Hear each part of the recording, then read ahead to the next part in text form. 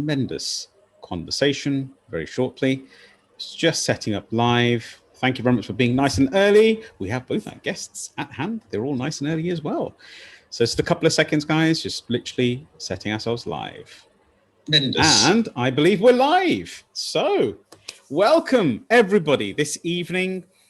It's something special. This is 2020. We're saying a little goodbye. It's already the 29th of December, and we're a couple of days from the end of this year. This is the Empower Hour Show Live, episode 72, brought to you this evening in conjunction and partnership with Salaam Radio from Peterborough. Also, the Inspired Tribe, myself, Sukhi, Wahiwala, your host, and our coveted guests this evening. We have Gary Setterfield there at the end, who is one of the senior directors at the Business Boardroom Program. And this is a mastermind program. We'll get closer into there. After 26 years of in the banking system, he has become what we classify as a mindset specialist and one of my business partners. Hello, Sukhi. Welcome. And the person below, I'm not sure whether you're below or next to each other because it's all streaming live. We have Golhar, which is very, very close to ourselves and our senior team member, also an individual who is what we classify a disruptive and a creative entrepreneur, somebody who one of her companies is very well known as Abstract PR, and she represents a number of very, very highly strung celebrities across the globe with reference to PR. But this evening, we're going to tap deep into her unconscious business mind as well. So Am, welcome to the show. Hi, Sukhi. Hi, Gary. How are you guys? Hi, Am. Good to see you. Fine, thank you. Great. We are, this evening is going to be a little bit different to our usual broadcast, where we're sort of broadcasting just for 1 hour and getting very close with one individual person. Well, our audience, as you know, I think Gary was interviewed in the first 10, and so was Am of the Empower Hour shows nearly 2 years ago. Can you believe it, team? Doesn't time pass and fly when you're having fun? Yeah. Definitely, without a doubt. So this is going to be a lot more what we call, I'd say, a little bit more relaxed and a lot more focused around seeing our 2021 in with a few key strategies. So if you're tuned in just now, we're going to be covering some highlights of this year, how we and our clients have pivoted this year in business and moved themselves further forward. And we're also going to be covering what we call a 7-step strategy for you to supercharge goals going forward for 2021. And then finally, we're going to have what we call a wisdom talk right at the end. We're going to talk deeply about the prospects over the next 3 to 5 years that are coming forward. So without further ado, I think we can ask, I'm going to start with ladies first, if you don't mind, Gary. Cool. So lovely to meet you once again, and the Empower Hour. This is probably the third time I think you've come on the show, haven't you? I remember the first time you gave me a 2-second warning. And then the rest of the times I organise again. So, yeah. Absolutely. It's good to be on today. So Very nice much. to wrap up the show for the end of the year, for sure. Wonderful. So one of the key things that we're talking about, I'm going to open it to both of yourself, Gary. Obviously, I think it's the second time you're on as well on the show. And I know both of you are very close to myself. One of our other close friends who usually broadcasts with us, Jatinder Palahar, could not make it today because he's got a sad excuse of being his birthday and his brother's birthday. So a little shout out on his 40th birthday and his brother Amanjot's 33rd birthday. Happy birthday, guys. Happy birthday.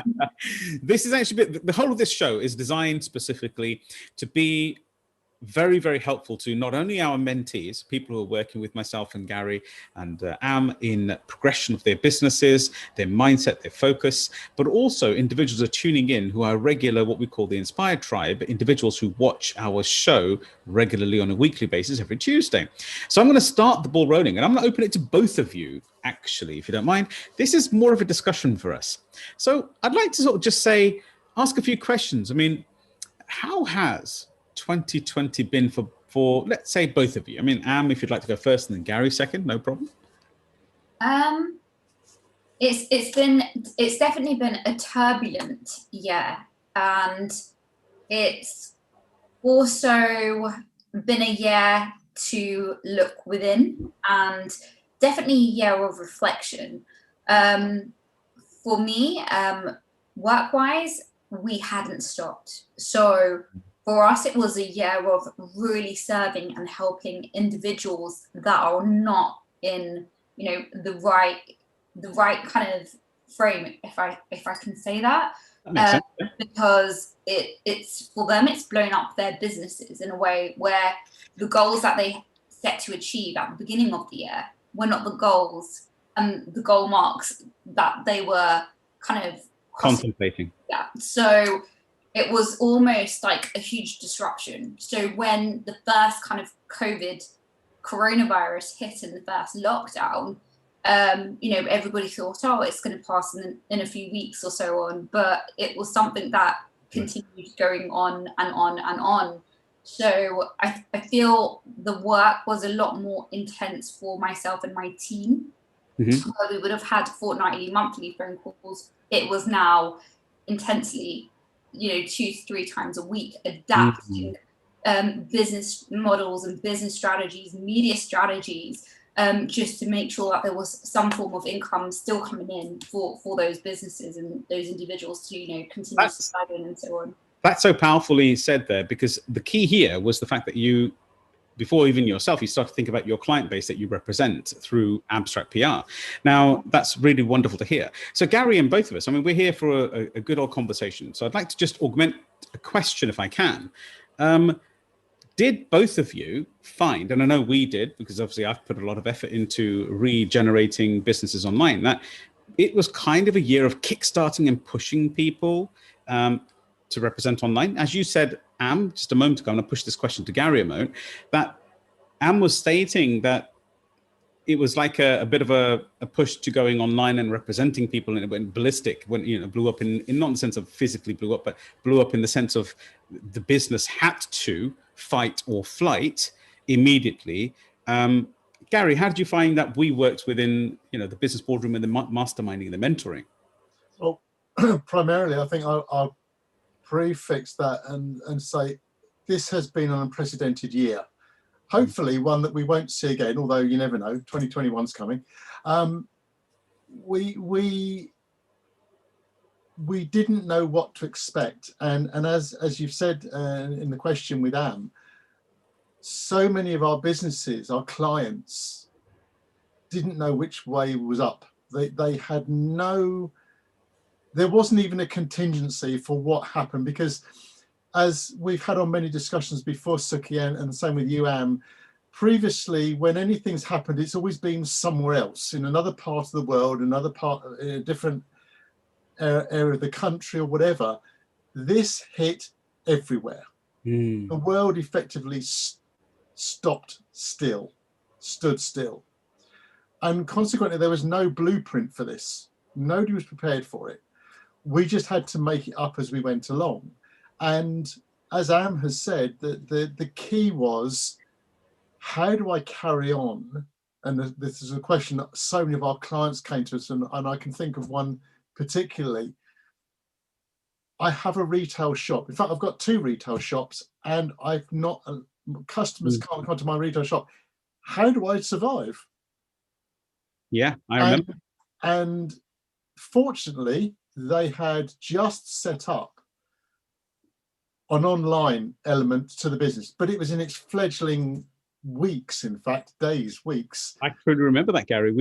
I spent hours with them trying to restructuralize the online flow and picking and packing and structuring the back office. That's the whole power of the business boardroom, I suppose. Yeah, that's it. And consequently, with that client and the people who were there at the time, it was very much of, well, guys, if you're in so-so's position, we'll call him David. If you're in David's position, what would you do? And they said, well, you've got to make the online work better. And so we went through a process, and this happened with everybody, because everybody had to go online or step up their game. Yeah. We had so many coaches who were doing face-to-face teaching, tutoring, and they suddenly had empty classrooms, basically because they were at home and so was everybody else. We'll delve a bit deeper into each one of those sort of categories a moment ago, but I've got a question to ask both of you. I'm going to put you on the spot a little bit, and myself as well. Look, what part of this, when we call this biases, we call this unconscious bias. So if our audience, if you're listening to us, you'll understand how we're playing we've always been very, very focused on psychology and understanding of how business runs. This is not a business particular per se show, but it's very, very important for us to focus on the world at large and the economics. Now, didn't we see, now in 2020, we kind of saw that the Western world struggled to cope with the principles of having a pandemic, life-threatening pandemic. Now, we're not going to get into the clarities of reality, whether it is or isn't, and the conspiracies either way, whether it is a life-threatening conversation or not. Now, genuinely, our heart goes out to each and every person who's been affected, and I personally know a number of individuals who have passed away, whether it's with COVID or with symptoms of COVID or during this period. So our heart goes out to each and every person and family that's touched. By no means are we neglecting the conversation here, but my thought comes that the Eastern world, and I don't mean India per se, and I'm not specifically talking about China, but China, Thailand, Vietnam, which had hardly any cases, Hong Kong and places of that sort of nature, they kind of already had experienced something similar with SARS and 1 and 2 and other COVID period products. They kind of accepted the change really quickly with reference to Korea, South Korea, where putting the masks on. And us, would it be fair to say that us Western Hemisphere, and I do not mean to put any conversation in the air, it's just we're here friends, and we're having a good conversation with all of our Inspired team members and our mentees, our listeners. Could it be said, and this is a flippant conversation or a comment I'm going to say, could it be said that we were a little bit more egotistical? This is not going to affect us and we're fine and we're immune to it. So that's why we sort of reacted a bit late compared to the immediacy action of the East Hemisphere. Anne, do you want to go first? Or? Yeah, you go for it, Anne. Go for it, Gary. I mean, from a personal point of view, Sukhi, I think you said, as you said in the introduction there, the Western Hemisphere or Eastern Hemisphere, Asia, they had seen this, they'd witnessed it, they knew what to expect.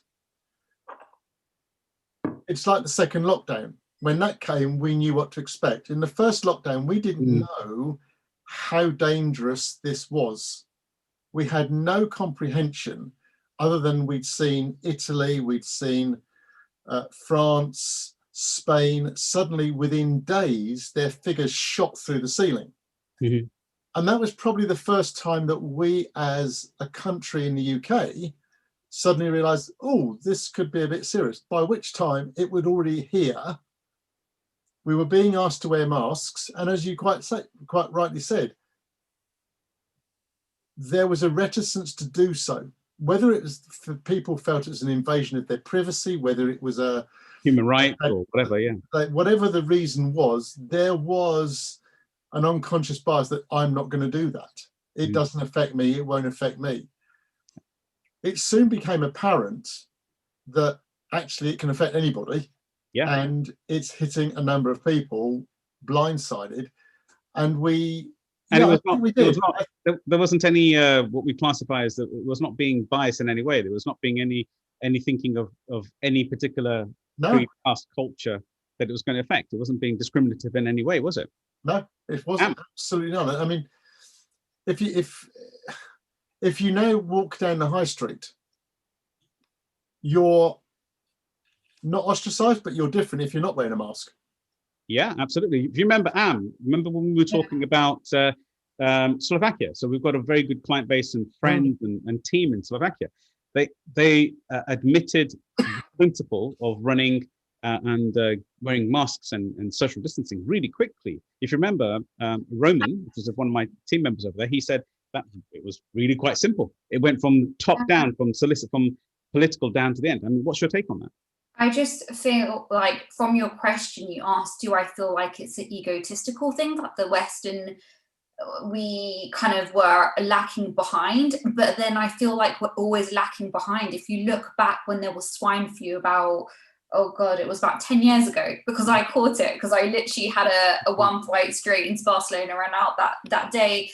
And, people were already wearing masks from day one. Like if you ever travel on the underground in London, you know that if there's people from Asia or Middle Eastern countries, they're always wearing their masks. But us here in the UK, we're so behind in thinking, oh, why are they, we look at them thinking, why are they wearing their masks? But that's actually them forward thinking of not actually picking anything up.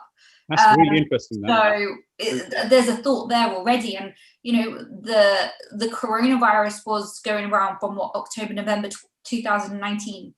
Yes. Last year. Why is it that we only picked up on this and took it seriously back in March? These are questions. Everyone's got their own version of the world and their own version of this, but these are just thoughts for people, And this is a very valid point there. I'm just going to share that. Could there be, and this is an open question to both of you, right? Think about it realistically. When our audience, they're quite switched on, and we're quite an aware grade of people that follow this particular show, the Empower Hour. So we're here for empowerment. Is it that we actually have unconscious biases in our minds where we actually think we're immune? Does that make sense? Or we're kind of above it because we're in the Western Hemisphere, our hygienes are higher and all those little things. What do you think, guys? I think that's probably true, Sukhi. I mean, what comes to my mind is before coronavirus and everything came along, think about the cyclists in London, where they're in amongst the fumes of the buses, the lorries, the vehicles.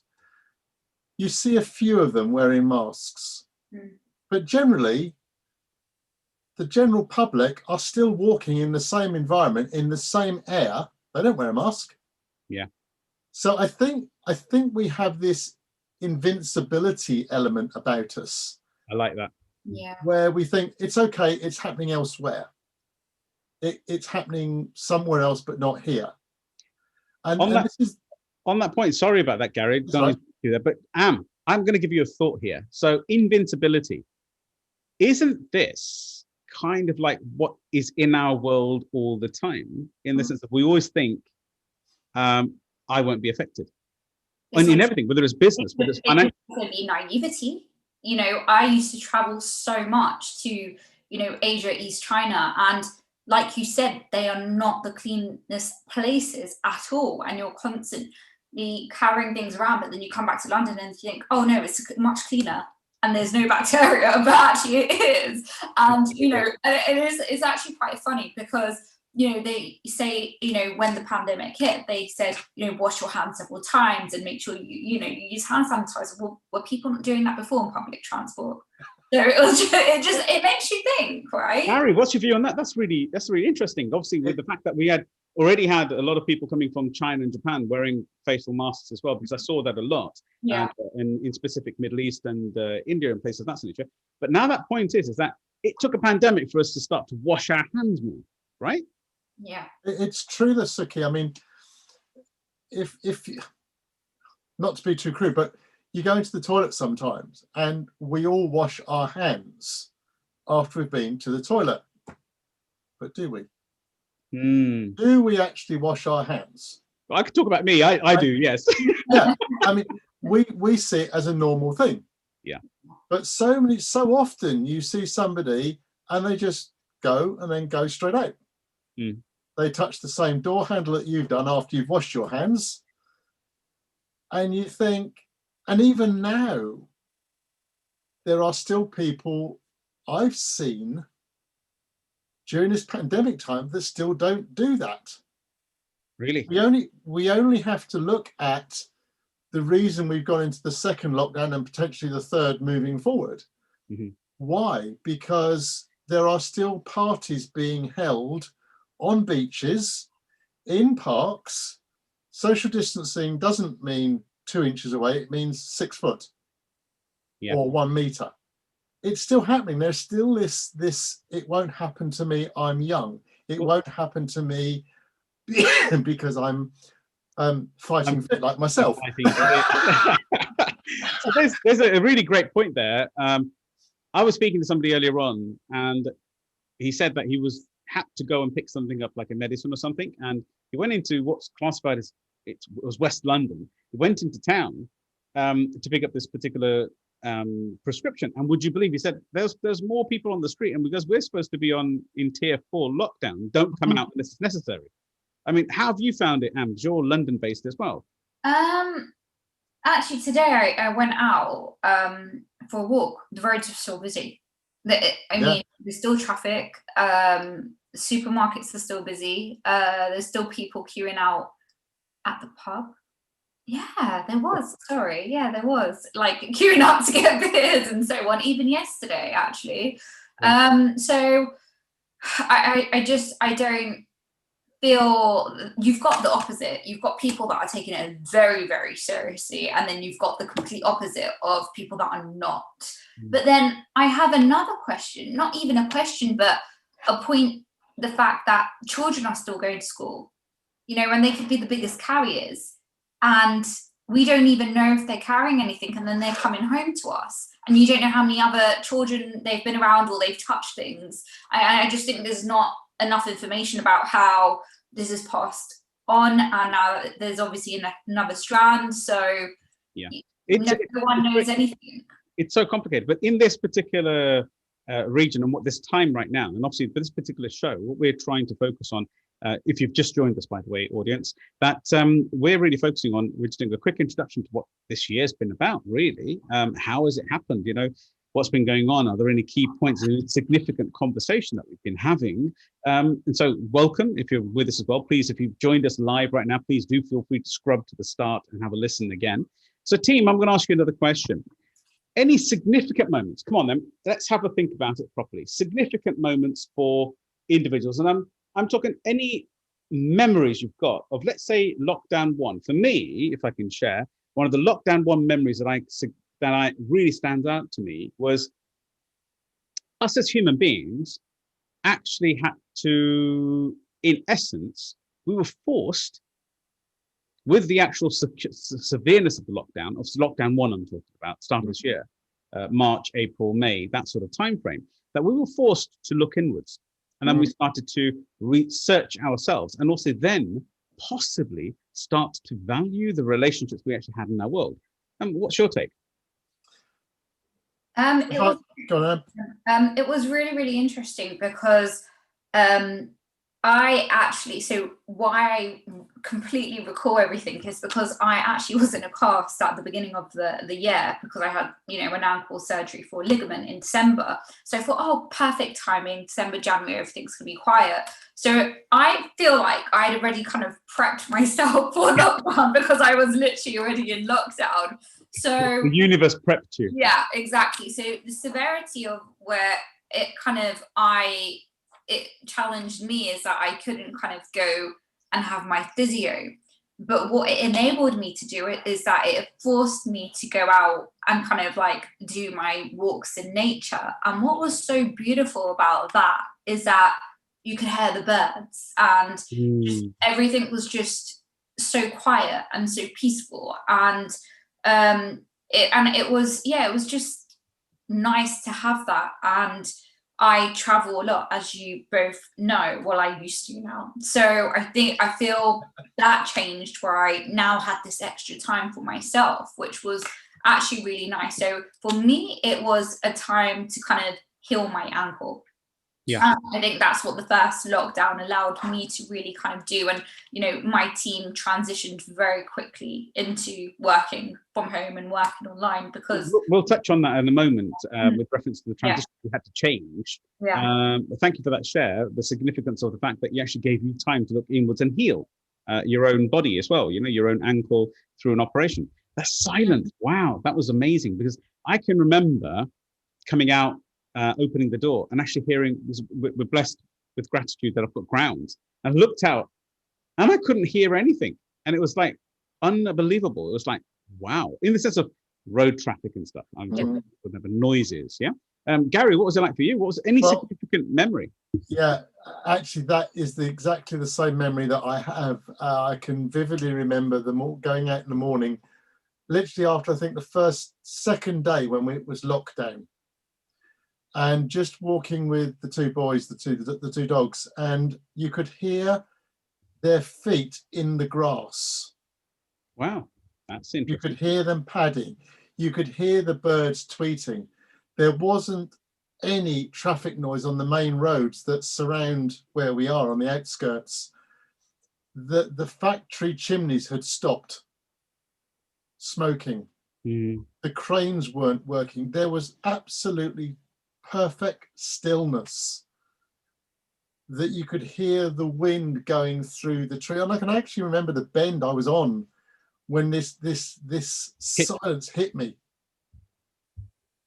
And it was just, wow, is that what it's like? And you'd heard and seen in Italy where they'd had it so bad and it had only just touched us, where in Venice, the rivers were clear. There was clear water in the river. And suddenly it dawned on me, has it taken this? Is this Mother Nature telling us something that we've been warned about, told about? We've had young girls telling us about the effect of climate change, and if we don't stop, and suddenly we have this possibility that this could be Yeah. Over to you, Am. What's your version? What's your thoughts on that? It's it's interesting because in regards to the climate change stuff, I remember I was in Oxford Street. I think I was getting into Broadcasting House, and I think it was either at the end of last year or January, and they were protesting about the whole climate change, and then you're like, wow. And then the skies are clearer, there's no traffic, like it was crazy. The roads were empty, the roads were absolutely empty, the skies were empty, there weren't even any planes like flying, like, literally. And it was really strange, bizarre, wasn't it? Yeah. And actually, Sukhi, can I just add one thing to that? Because if you think about our summers, normally we have a day or two of sunshine, and then we get rain, and then day two of sunshine and rain, and then we might get sunshine for a month. We had, during the lockdown period, we basically had a whole 6 weeks or more of solid sunshine. No rain, nothing. It was a good summer this year, yeah. And was that caused because there was no pollution in the air? There was no traffic driving around? People weren't traveling in cars? Yeah, we don't know. I mean, to be honest, we make a flippant conversation that we don't actually know, but that's so deep. The reality is that, we were talking about this in some of our business boardroom, actual BGMs, the business growth masterminds themselves. And what we found at the start, a significant memory for myself, for us all to remember, is that we found a lot of our clients really hit them hard in that first pandemic lockdown. So we're talking about in the UK. So if you're tuning in from other countries, in the UK, it was the 23rd of March when it actually happened. But nothing really weirdly adjusted until around the end of March to early April. People were like, oh yeah, this will be fine. A week, 2 weeks, as Anne was saying earlier. Yeah. And then it was going to move forward into something else. It'll be fine. We're back to normal again. But the realization that the schools stopped, the train stopped, the railway train stopped, the buses stopped. The taxis were stuck.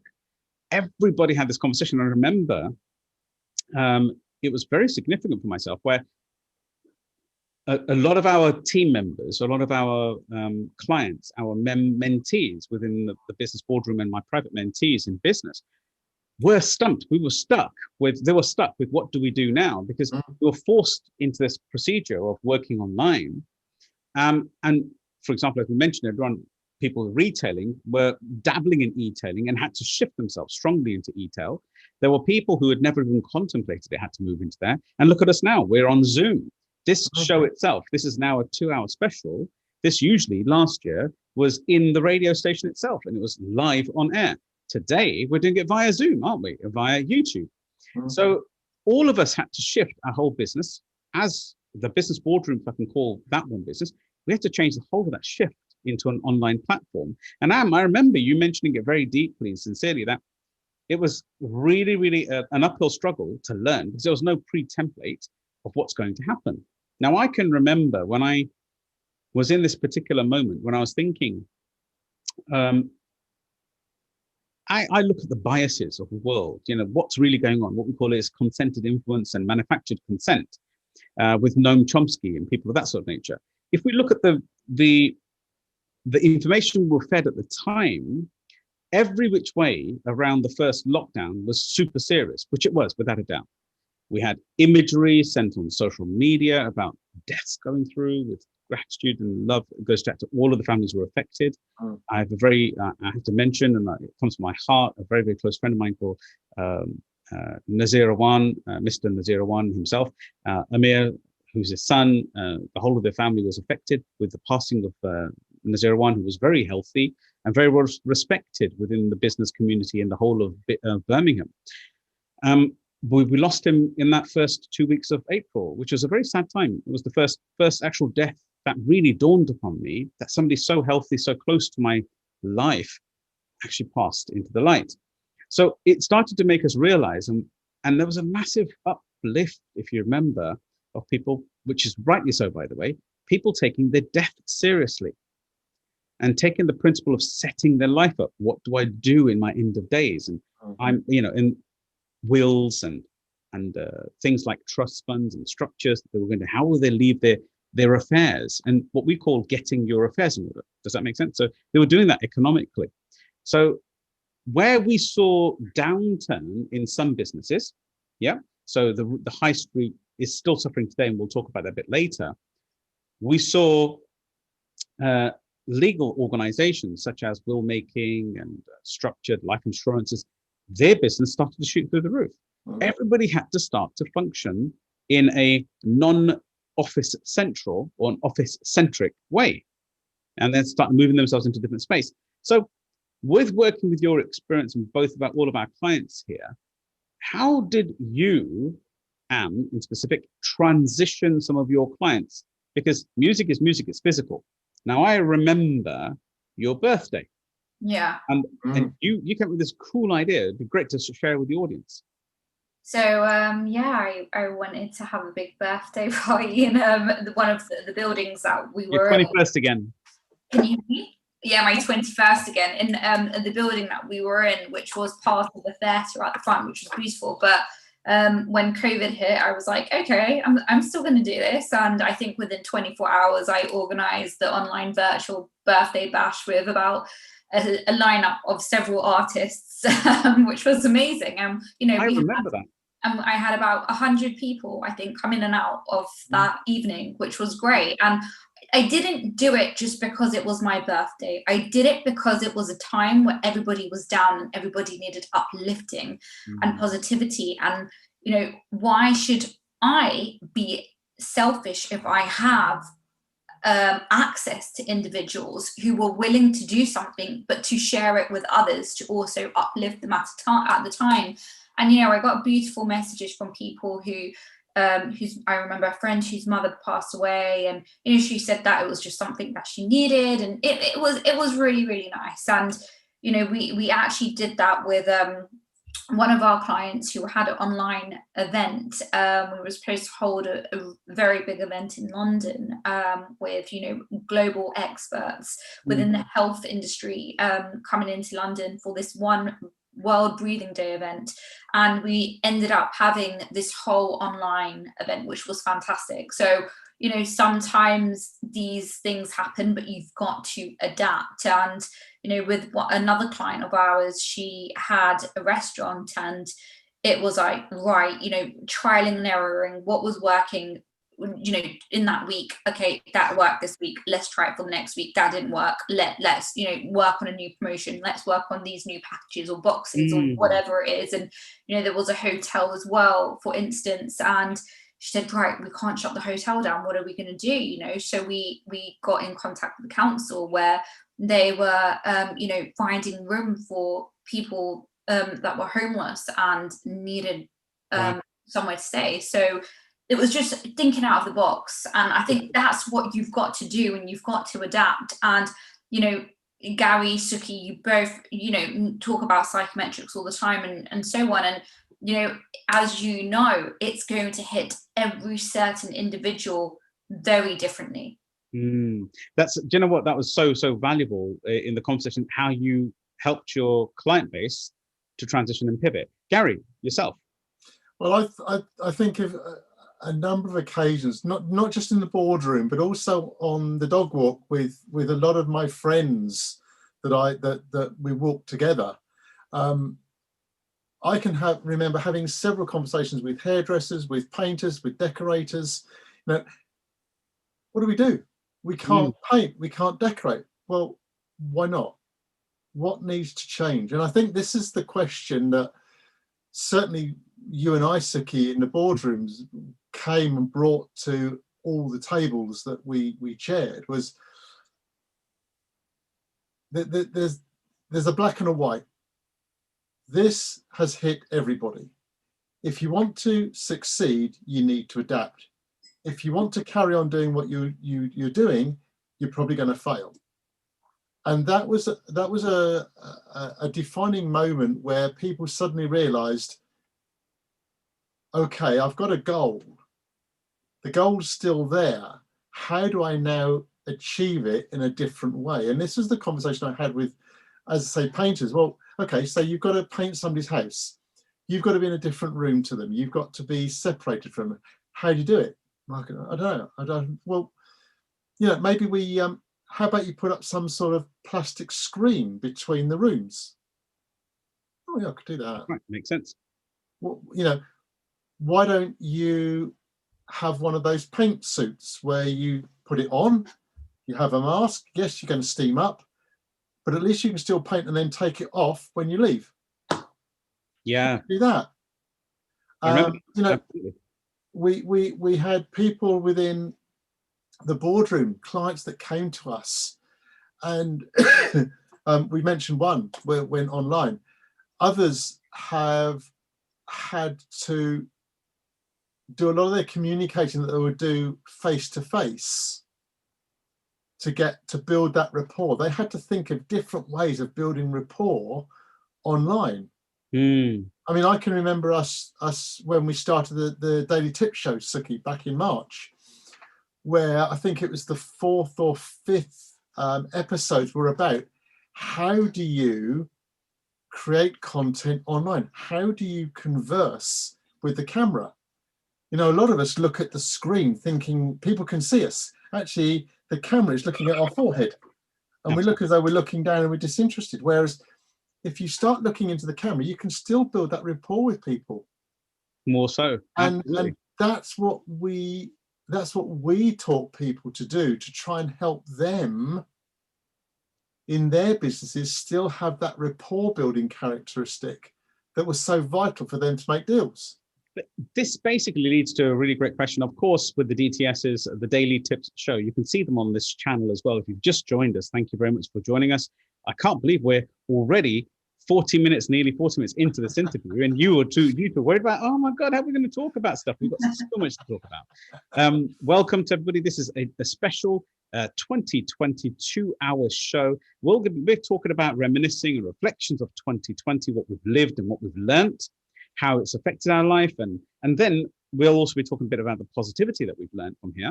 And in the second half, which will be between 8 o'clock and 8:30, we're going to be talking about a strategy, a structured DFT, which is a daily focused time goal setting, power goal setting process. Really easy to follow. So stay tuned until the end, and we'll give you some set standard steps that you can follow and you can integrate into your own world to gain super clarity. There's a message, or should I say a quote by Seneca, who once said, when a man, and I mean mankind, when a man does not know which harbor he or she is making for, no wind is the right wind. Which is very clear that if you're not clear where you're going, you could have achieved what you were set out to do, but you don't know. So it's never been acknowledged, and you never respect that. So you're always looking for another harbor. But the moment the second, is what I say, the moment the second you are clear on which harbor you're making for, any wind can get you there. In the sense of you can adjust your sails, you can make yourself focused to drive that way. So thank you very much. Do stick with us. We will soon be covering very shortly the actual 7 steps that you can actually follow in supercharging, really powerfully supercharging your goals with the DFT method. But before we go on to them, both Gary and yourself, I mean, we helped, Gary and we helped a lot of companies pivot their asset base and their stocks and their services. If you remember, Gary, I'll ask you to lead in a moment about with reference to the taxi firm that I helped considerably. But yourself, before I go there, the transition of a lot of your restaurant friends into dark kitchens. Now, a dark kitchen, for everybody else's reference, is when there is no public access to the kitchen per se, and you can still order. You know, the biggest growth has been on the online Just Eats, Deliveroo's, Uber Eats, and things of that sort of nature.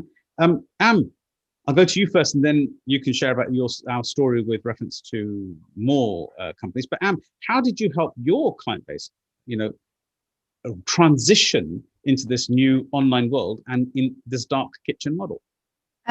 So, we just kind of worked on, well, one of them had an online platform already, but it was very minute. It was most probably like 2% of their business. And, we built such an amazing reputation, and they had for themselves, they'd only been open for about 18 months, and they were in the Times as one of the #1 restaurants in Cambridge, and which was fantastic. And that was actually at the beginning of the year. So they had such an amazing reputation. So what we did, because it was in so much of demand, like, do you guys deliver? Are you going to deliver? So it was the logistics of things. Okay, right, let's get some drivers in. It was, right, what do we do for food? Do we do certain packages? How many, meals do we put in for starters? So we really got involved with them in that kind of sense, and also on the social media aspect of things. Can I cover something? If anyone's listening, did you have to sort of like refresh the whole of the menu system as well? Because obviously it's different. And did you have any reluctance from your owners? Because there's lots of people here who are in business themselves. We are talking about what we call self-arrogance to an extent, but not in a bad way, but it's self-identity.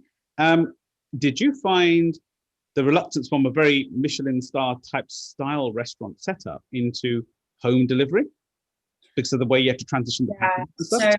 So the one at that specific restaurant was plated. So we had to kind of do a 5-star dine at home experience. So it was obviously very, very different. You're not going to be pulling up a plate where smoke's going to be coming out and so on. So the experience was very different. So that's what we needed to create. We needed to kind of, work a lot on the online side of things for that. And I think we really did encourage and push a lot of our clients onto the online part of their businesses as well, because it's important. And I said 10 years ago, everything's going to transition online with social media, with media, and newspapers and magazines will go extinct.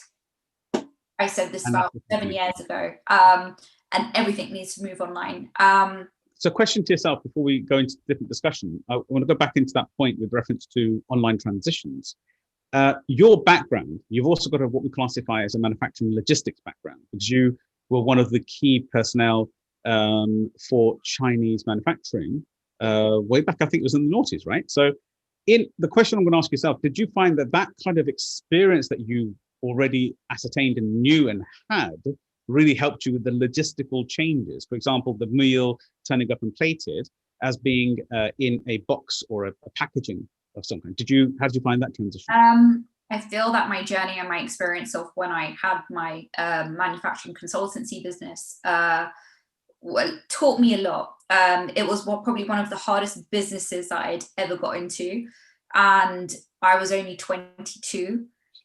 So throughout all of my 20s, I had someone guiding me at the beginning, and of course, John got elderly and passed, but you learn on the go. You're literally, you're bringing in shipments, you're going out to factories, and when you're in that kind of business, it's a hustle, and you're learning and you're adapting. And I think that has been a very big part of my journey, which has allowed me to be where I am today, to adapt, to help people change things around and work under pressure. I kind of almost feel it as not a challenge. I enjoy it because I know I'm going to resolve it, and there is always a solution to an issue. There is never not ever a solution. It will always be solved. So it's all about finding what we call solution-based as opposed to being question-based or challenge-based, yeah? Which has naturally become a person, if they're not aware or looking onto their business, over their business, but certainly they're in it, they become a challenge-based business, as opposed to being the solution-based business where you're always looking at it overtly on top. That's really valuable. So Gary, share with yourself, I mean, how did we, because we worked, I'm sharing it, and I'm asking you to speak about this because it's so relevant, transitioning, I mean, firms, taxi firms and people of that sort of nature were having a similar challenge.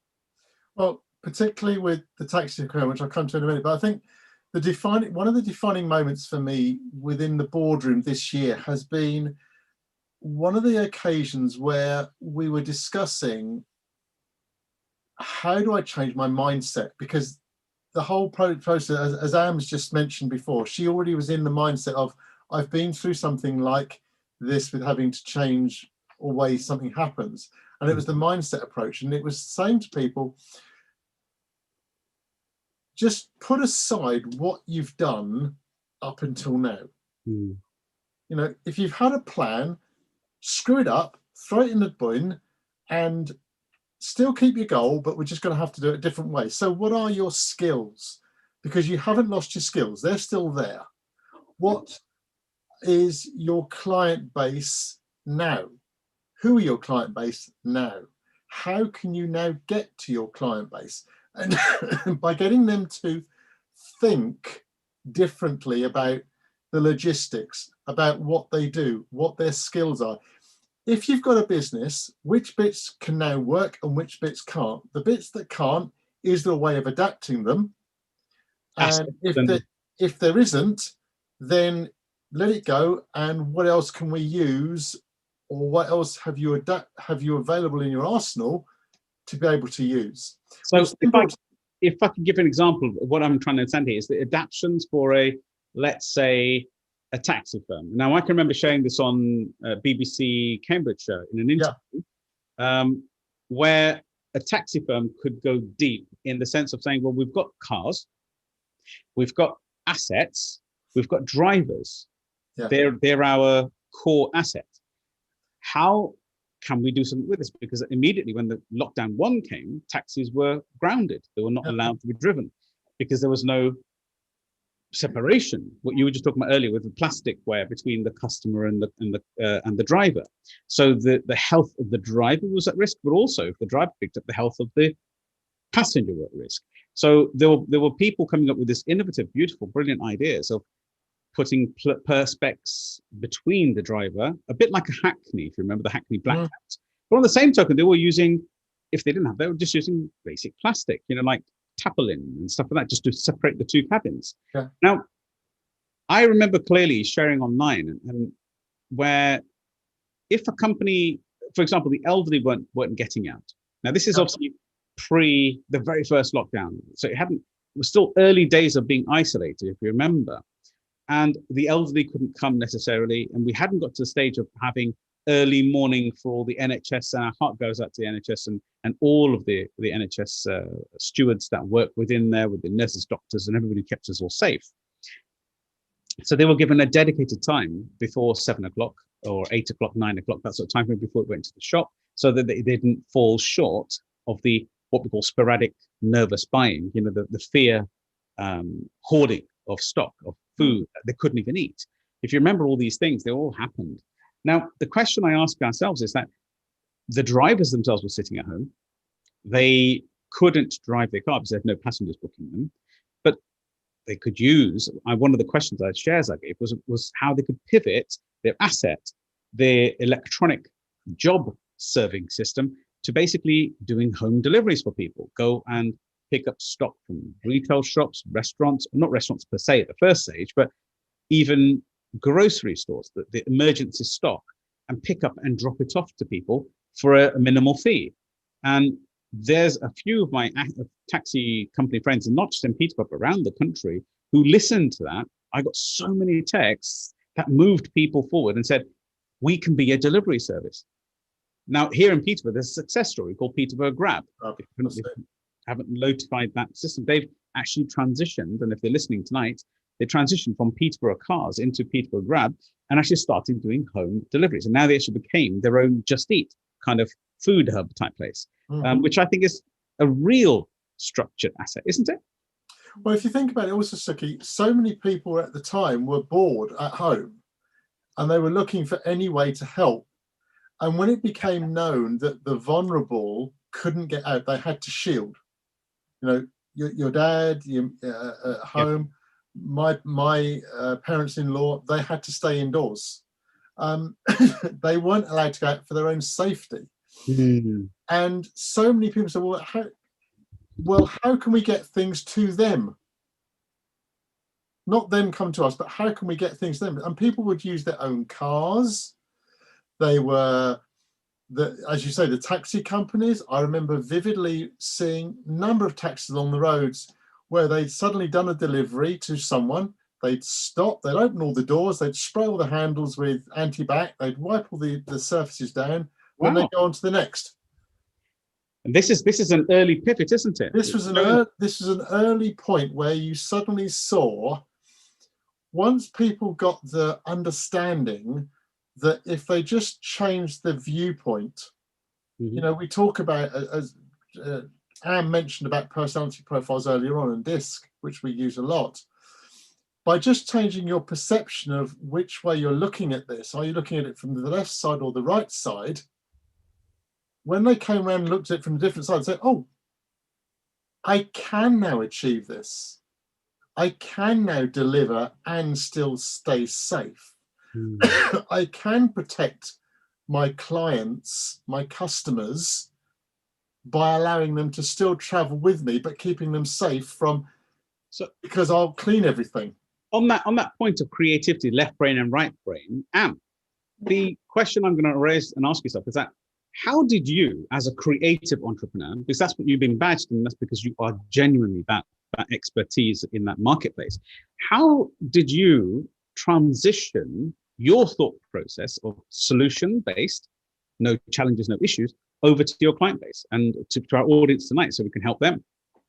I think, you know, it was just pure adaptation and being creative, thinking of creative ways of doing things, and, you know, like online creative events, and you know, our music artists that we'd work with that I'd mentored or coached. It was, you know, going online and doing weekly little shows and just coming together and just using that creative flair to do something different that was gonna engage people in. A friend of mine as well, you know, he is a DJ. He would go outside the old people's home and play music for them on a weekly basis, which was quite nice. So it's just really using creative methods of, right, let's do something different. What can we do? And just doing it. And, you know, everyone's going online now, and you know, online virtual events. We were being part of all of that. It was such a cool understanding of being a can-do attitude. Is that right?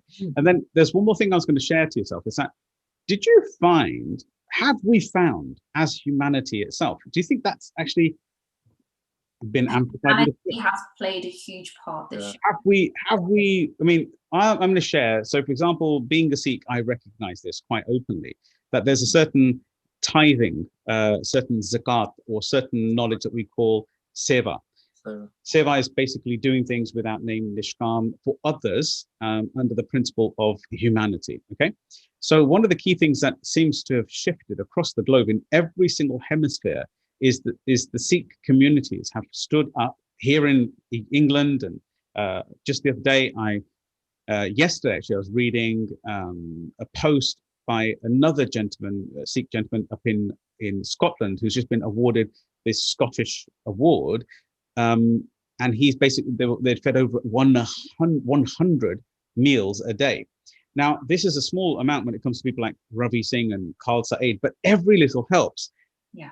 The stepping up of feeding people who are needed, even to this day, where in India, we have the current farmers' action and revolt against a bill that they weren't even considered in via exploitation. And I support that wholeheartedly. And I think you do as well when we went on the recording production of this.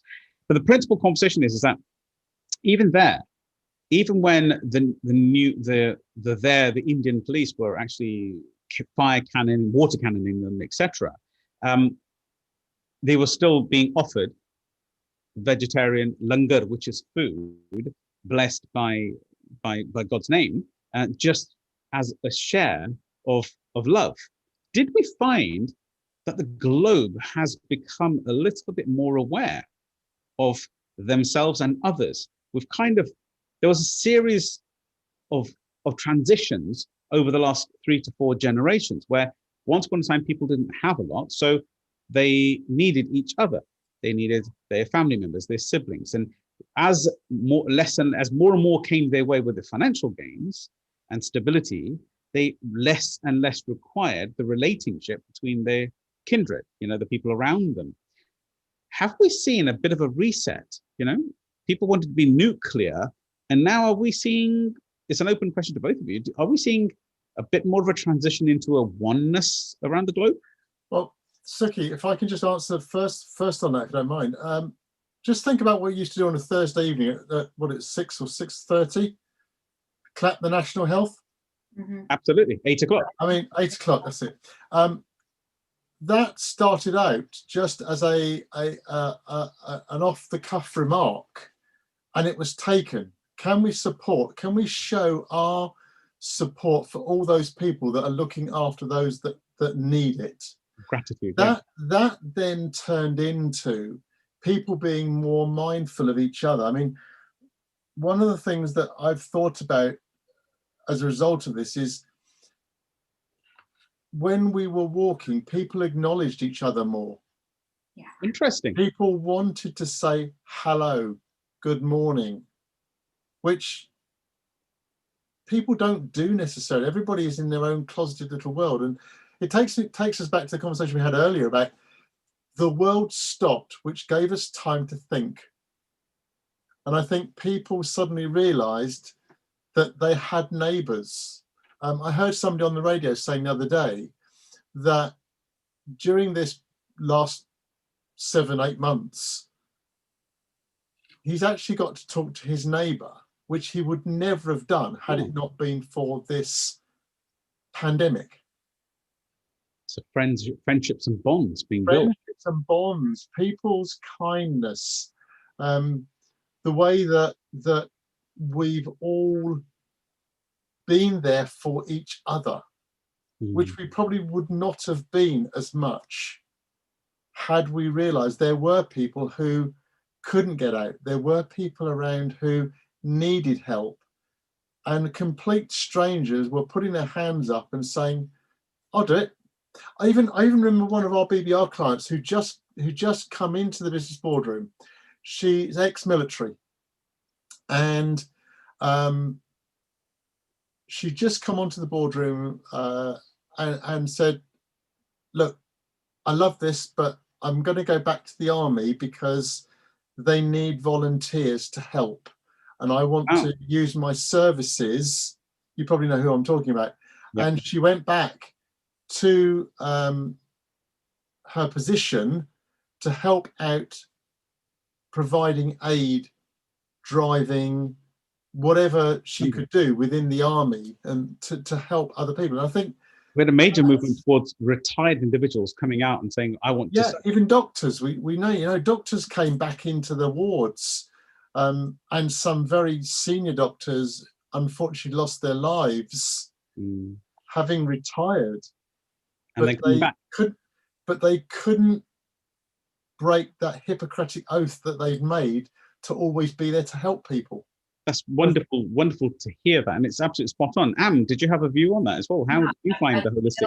I feel that it really allowed people to see how much our doctors and our nurses actually do for us, and that they are actually more in a power position than any other occupation, because they are the ones that keep people alive. They are the ones that are risking their own lives. And I think it really flipped where people, didn't appreciate that. And I think people have now seen that, no, actually, we do appreciate these individuals. And I think there's more love for these individuals.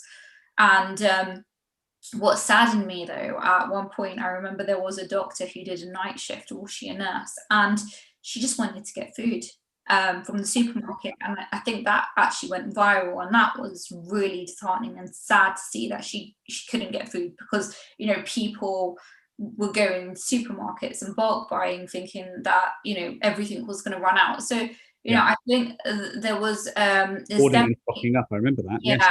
Yes. And it was post that the actual, just so I can just clarify that, it was post that the actual supermarkets, and we're talking specifically about the UK. If you've tuned in from outside the UK, we apologise, we haven't got that much knowledge around what happened in certain locations in the hemisphere.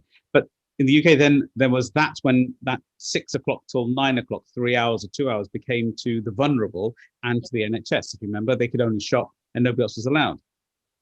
And I feel it really allowed people to kind of be in the position to understand that actually we're all going through this together, and we are one. It doesn't matter how much money you've got, how rich or poor you are, how famous or unfamous you are, like, we're actually all the same. And I hope it's allowed people to kind of really see that oneness of that leveling the playing field. Yeah, exactly. So I've got a wonderful conversation that I'm thinking in my brain. This actually is very valid and it's very powerful. But how did it, on a business term, how did it switch? Because I found, and I think you found as well, and Gary, that when we're talking to our client base now, by proposing them as a more of a holistic individual, there's a higher level of acceptance. Where before it was very much poo-pooed, or should I say, the esoteric structures in business or in human alignment of self-alignment, self-awareness, focusing on my mindset, focusing on my health, what I eat is what I become, all those elements of spiritual beliefs, meditation, yoga, and things were always kind of like, pushed under that's for the weird people, that's for them. How have you found the transition and the acceptance in the open market now as you're representing your clients, both of you? Gary, do you want to go? Well, if it's okay, thank you. I was having a conversation with one of my close friends the other day, and he works for a government department in charge of hundreds of staff. And he was saying that they were going through the motions of looking after staff, but he was aware that staff were coming to him with ailments because of the way they were now working. They were working from home because they had to. They were working alone. Mm-hmm. They were working in rooms. They were looking at a screen. And they suddenly were starting to get fatigued. They were suddenly starting to suffer. And he took it upon himself to start looking more into the processes and procedures that were already on the websites that they had in the department, to actually put together a working, easy to follow process to help their well-being. And he's now become the specialist in the well-being sector. Wow. Within his government department, just because he became aware of people coming to him with their situations and problems. Wow. And I think what that's taught me is that, and we talk about it all the time, but spiritualism and self-awareness is so important to how you cope with this. A lot of us have adapted because that's what we do. But there are a number of people who are very much solitude people, love to be on their own. And when they choose to be on their own, they're fine with it because they've chosen. But this period, this pandemic, has forced them into being into solitude. And that put a different pressure on them.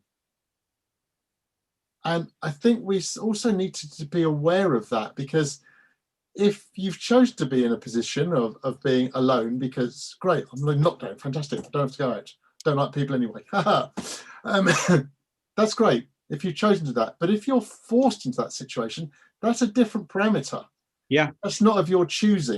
That's very close to our energetic phases, which we'll talk about in DTS moments in a moment. But how have you found the acceptance of the spiritual realm with facing and presenting your client base?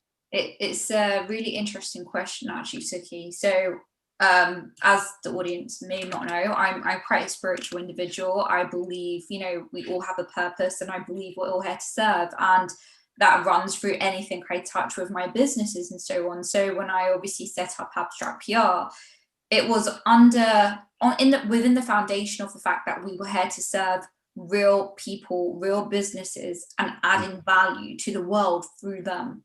And that's what we do.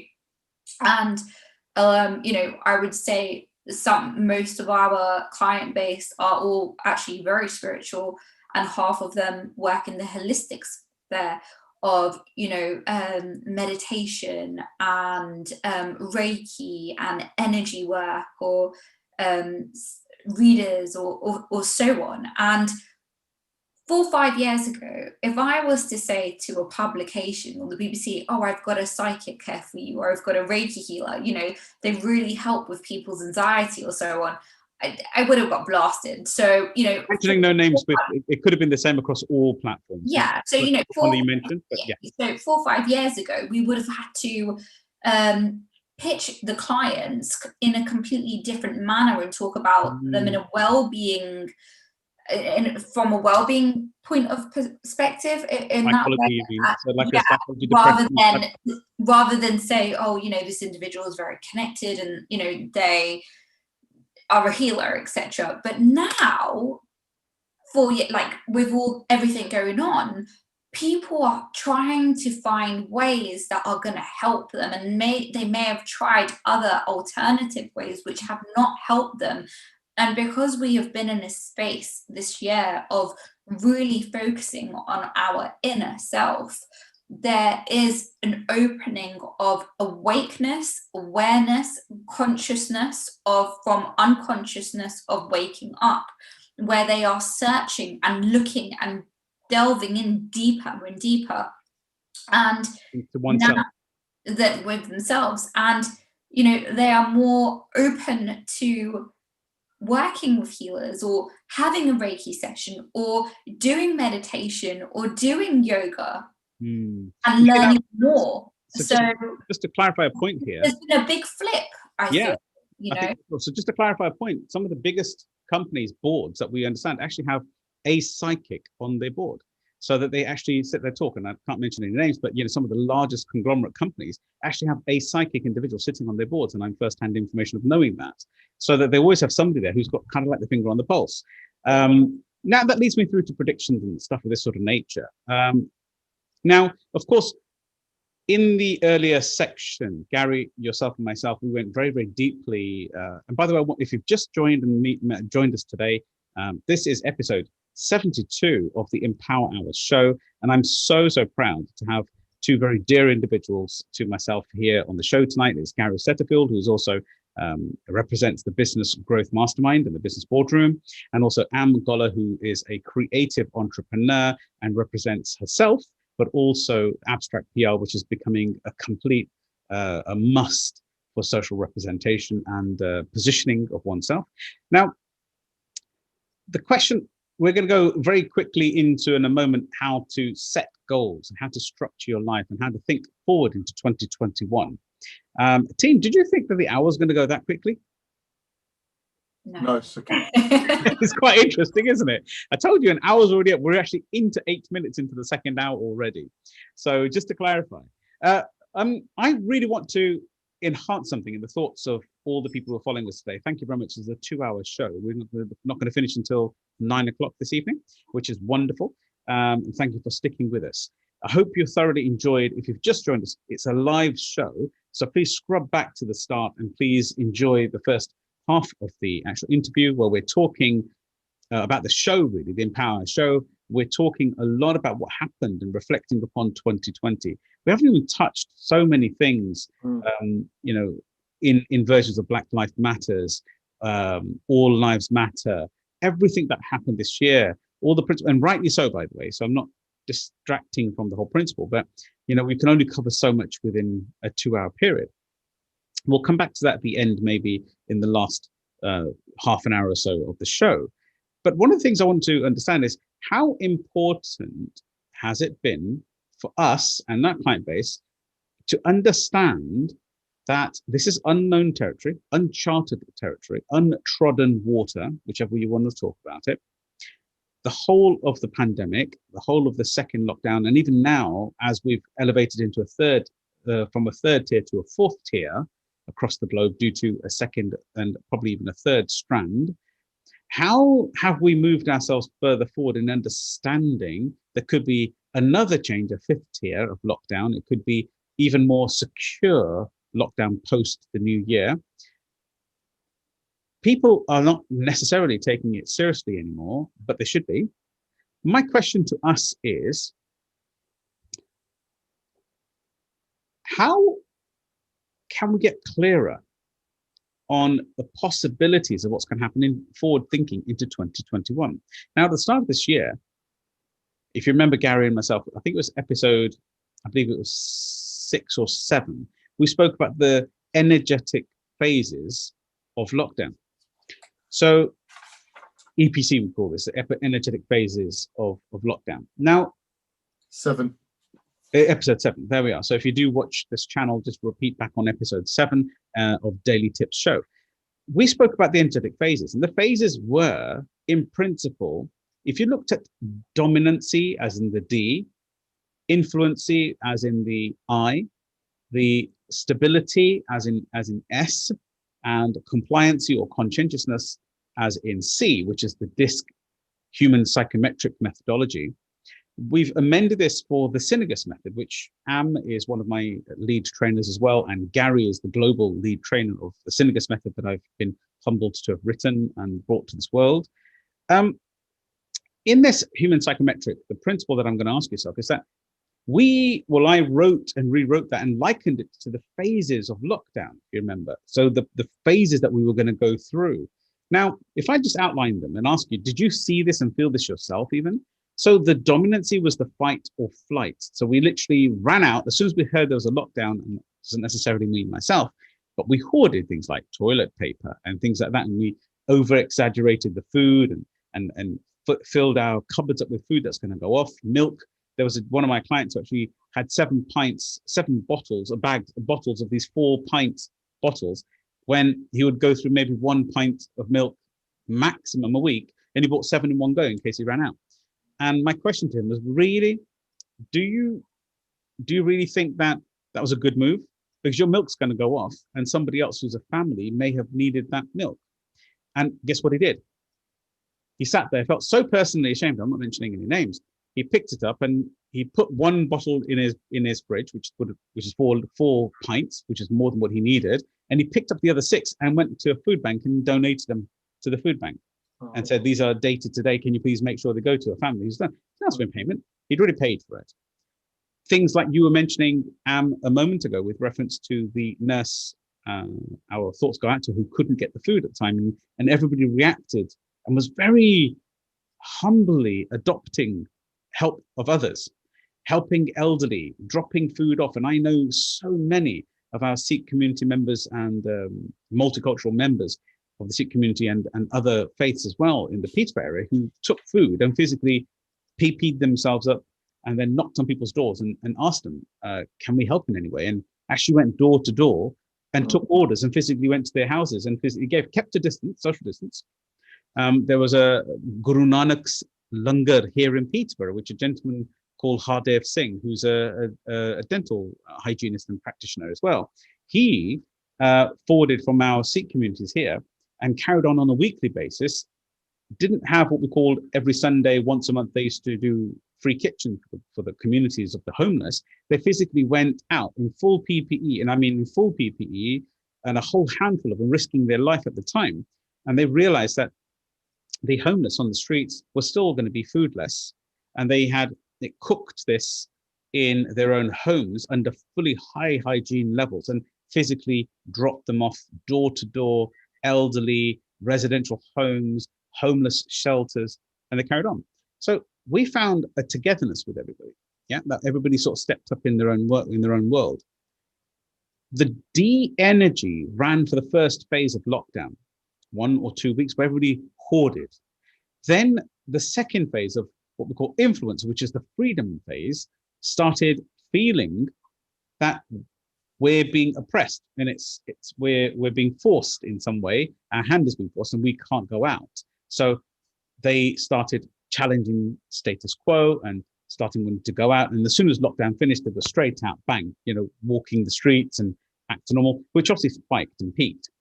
Then we went into phase 4, where the country went into what we call the preambles of the second lockdown and started thinking about what is safety? How should we be thinking about the spread of the disease, of the pandemic of COVID-19? And what could we do to secure, are we safe in our house? And how can we care for other people, which is what we were thinking, what I was just sharing a moment ago. Then we went into phase 4, which was when, okay, let's get the strategy in place. Let's focus on this. But actually, when you put it into order, structurally, I do apologize, I made a little error there, because the actual order was DCIS. It was like fight or flight. Let's put a plan in place. Okay, so now let's revolt a little bit against the status quo. Let's settle down and realize that there is a reality to this. In your worlds, that's the 4 phases of lockdown. When we're putting a plan in place, fight or flight planning and structuralizing and rationing correctly, focusing on strategy. How did you see this play out in the people around yourself and your communities? Oh, definitely. The dominant Ds are going to be the first ones out. Like, I don't want to name any names, but they were the ones that were going out to meetings at first. They were like, oh, you know what, come, let's just meet up in person. And I'm just like, okay, cool. And then obviously you've got your Cs, and then you've got your Is. As soon as restaurants and stuff opened, you've got your Is, who are your social people, and they just want to meet. Is are social people. They just want to meet up with friends and have dinners and so on. So you saw it all playing out at the same time. It's interesting to see. Lack of freedom. Stuff. Oh yeah, of course. And so I'll ask a deep question here, Anne. Yeah. No, all of us are human beings, and we're being open and honest here. This is what the Empower is about. How did you feel that the DCIS, which is the dominant, compliancy, influencer, and stability, which we call the impact code, and the 4 phases of lockdown, did it actually run through in your own mind as well? Did you feel those feelings clearly? And the same question goes to Gary in a moment as well. Without a doubt, you see it playing out, and you see it. And I think because I'm unlocked and I'm trained in human psychometrics, it's easier for someone like myself to see, because we're trained. But if I wasn't, I don't feel I would understand it. So because of this understanding and the training that I've had within it's easier to see it. I feel. Like I said. And Gary, yourself, did you see it bubble up in your own life and people around you in that order though? Like Anne, being trained in it, I remember boardroom meetings where we had directors who were significant Ds in their profile, and it was, well, I'm going to make this work for me. I'm just going to go ahead and do what I need to do to get done. But they didn't know how they were going to get done, and that's where they needed then to do some planning. So that's when the C phase came in, and they started to then, the next month you saw them, they then got processes in place. And then you saw it with the after we just got through the first lockdown and we were going into the second one. And we were moved then into a tiered phase rather than the full lockdown. It was a tiered phase. And you had the rebellious parties going on, you had the gatherings together, and you could hear people say, well, I don't understand it, I don't know why we can't just get together, I want to be out, I've been cooped up like a chicken for so long. And you got that. I think we're now going into the final phase, which is the S, and we keep spiraling through this as different phases go through. We go back to the D and the C and the INS. But we're now getting to that, well, what if we don't do what we're asked to do? What's going to happen? Mm. And I'm now seeing that that's a question which is coming up so often in the press, in the social media, you know, the what ifs. But if you don't keep your bubble at Christmas, the ramifications are going to be felt in February. Absolutely. And this is what everybody's telling us. Now, I'm seeing this as a practitioner and saying, yeah, here we are. This is the S phase now being very much brought into the limelight. The what if you don't do? What if I continue to see my friends when I'm not supposed to? And people are now thinking that way. So it is going on all the time. And like Am said, unless you're unlocked, I don't think people are actually aware. I mean, I'm talking to people and as I'm going out and saying, look, there are different phases. Did you not see this panic buying? Yeah, well, that's that phase. Did you not see the people then putting plans into place of how they were then going to deal with the second lockdown? Because they had the first one, they knew what it was all about. So the next one's going to be easier. It's like going into the next year. It's not going to be new to us because we've done it before. So we're already planned for it. So yeah, I have seen it going on both in a business and also with friends. Wonderful. So, and Am, you had something to add to that? I think what's interesting is earlier on I said that there were two extremes. There were the extremes that were we don't care, and the other extreme, which is like, how can you not even think about it? Da, da, da, da, da. So now that's easier to kind of identify what those psychometrics of those individuals are. So you've got the C and the S energy who are so cautious. So those are, I guess, your kind of extreme individuals who are very, very careful. And then you've got your D's and your I's who are, we don't care, we need to get on with life. We've still got to get on and do X, Y, Z. Yeah. But I think the I and the C are probably a little bit more in the middle. And depending on the second psychometric of the individual, it depends where they are. But you can easily identify those individuals through those psychometrics. But just to clarify for everybody here, when we talk about locked and unlocked, what we're talking about is somebody who is aware of their natural scientific psychometric. So there is a DISC, in which order they are. They are a type of person who's an extroverted energy, an introverted energy. Which one is it? And are they a detailed, super detailed person, or no detail at all? Are they big picture? Are they much more granular? Are they caring, more heart-centered for other people, or are they individuals who just love kind of like being center of attraction? So these are kind of like phases of energy. So in the context of what we're trying to say is that an unlocked individual, who's somebody who's studied, like my two guests this evening, with one of my schools of some kind of, that they've realized that they can understand themselves and they can see it reflecting upon others, so that everybody's version of the world, which is Alfred Korzybski, who's an author from circa 1932 to 38, and he wrote a book called Science and Sanity, in which he states the map is not the territory, which actually means the map of the world at large, isn't actually the world. It's just my version. The map itself is up here. It's just a reference point to the world at large, the territory in the world. So it means that every human being, myself, Anne, yourself, and Gary, yourself, and all of you who are listening and watching tonight, thank you for sticking with us, sees the world in a unique way.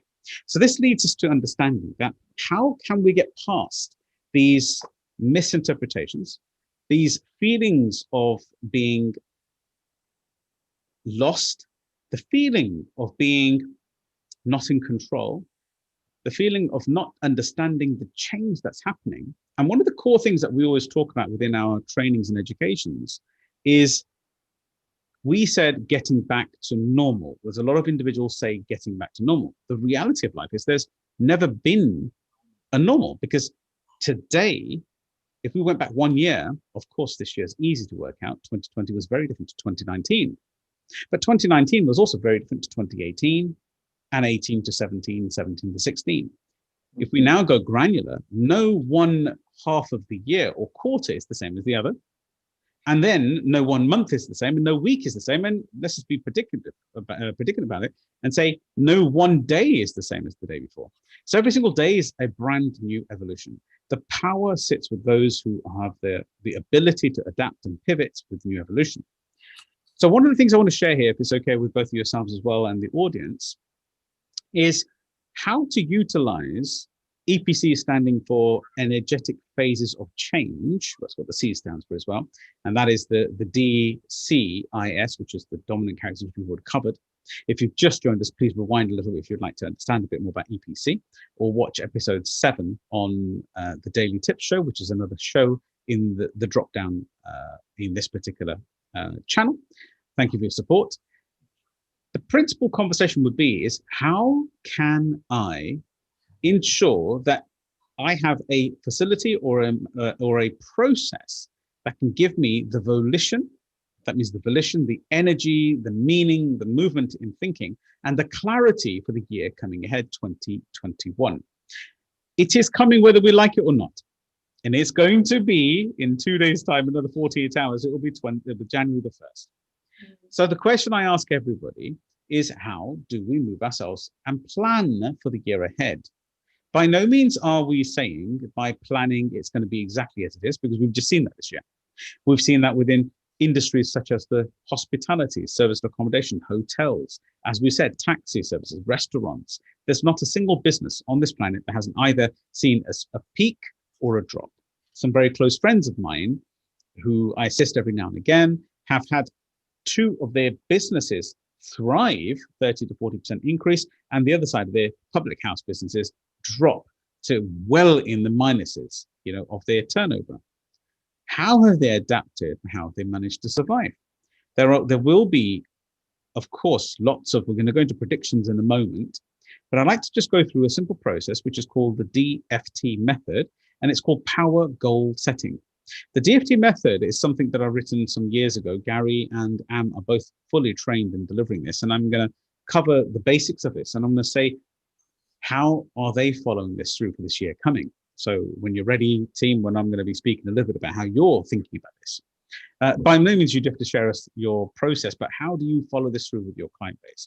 So one of the key things is daily focused time is the DFT method. And I've spoken a little bit, I have the good fortune of sharing on TED. Wow, can you believe that was like 4 or 5 years ago? Am and the team, I can't believe that, both of you. But it was some years ago when I spoke on TED Talks and I spoke about the DFT method and how it changed my world. There is another copy of that on this channel. Please do search for it, TED Sukhi, or even on the TED channel. So one of the key questions is that how do we keep ourselves razor sharp focused?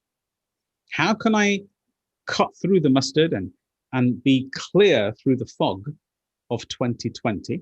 And looking back, I find 2020 has given us major positives as well. Just before I went on air, Anton, who runs a cleaning service, has done nothing but thrive in this time frame. He has grown heavily, and he runs a very large organization. And he was just talking to me when I shared a video out just about an hour ago, 2 hours ago, talking about 2020. And he said, this sounds very doom and gloom, Sukhi. Where's the positive aspect? And I said, we'll be talking about it live on the show.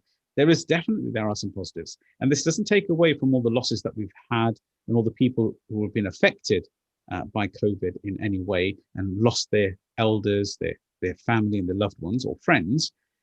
My sincere, heartfelt adoration and love goes out to them as well, with gratitude.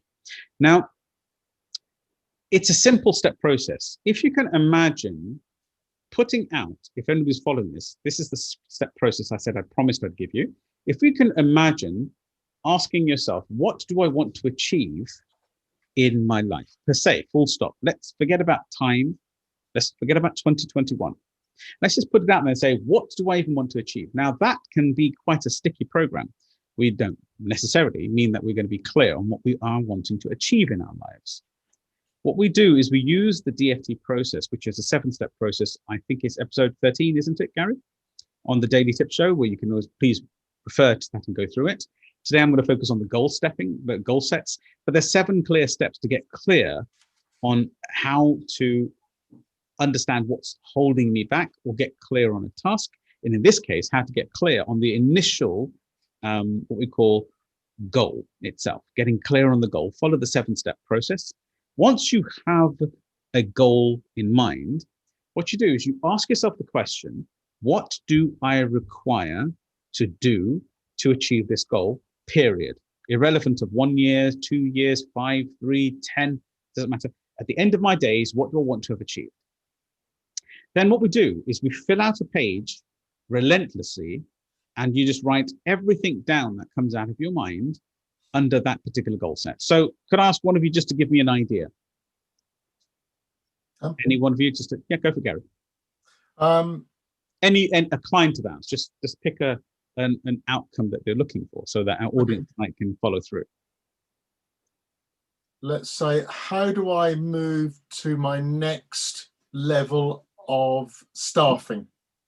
Staffing. Okay, so how do I progress my business again? So that's a DFT, but let's look further and let's give it a bit of a spice up if I can. And let's say something like if I was a property entrepreneur, in 20 years time, I want to have a portfolio of 100 properties.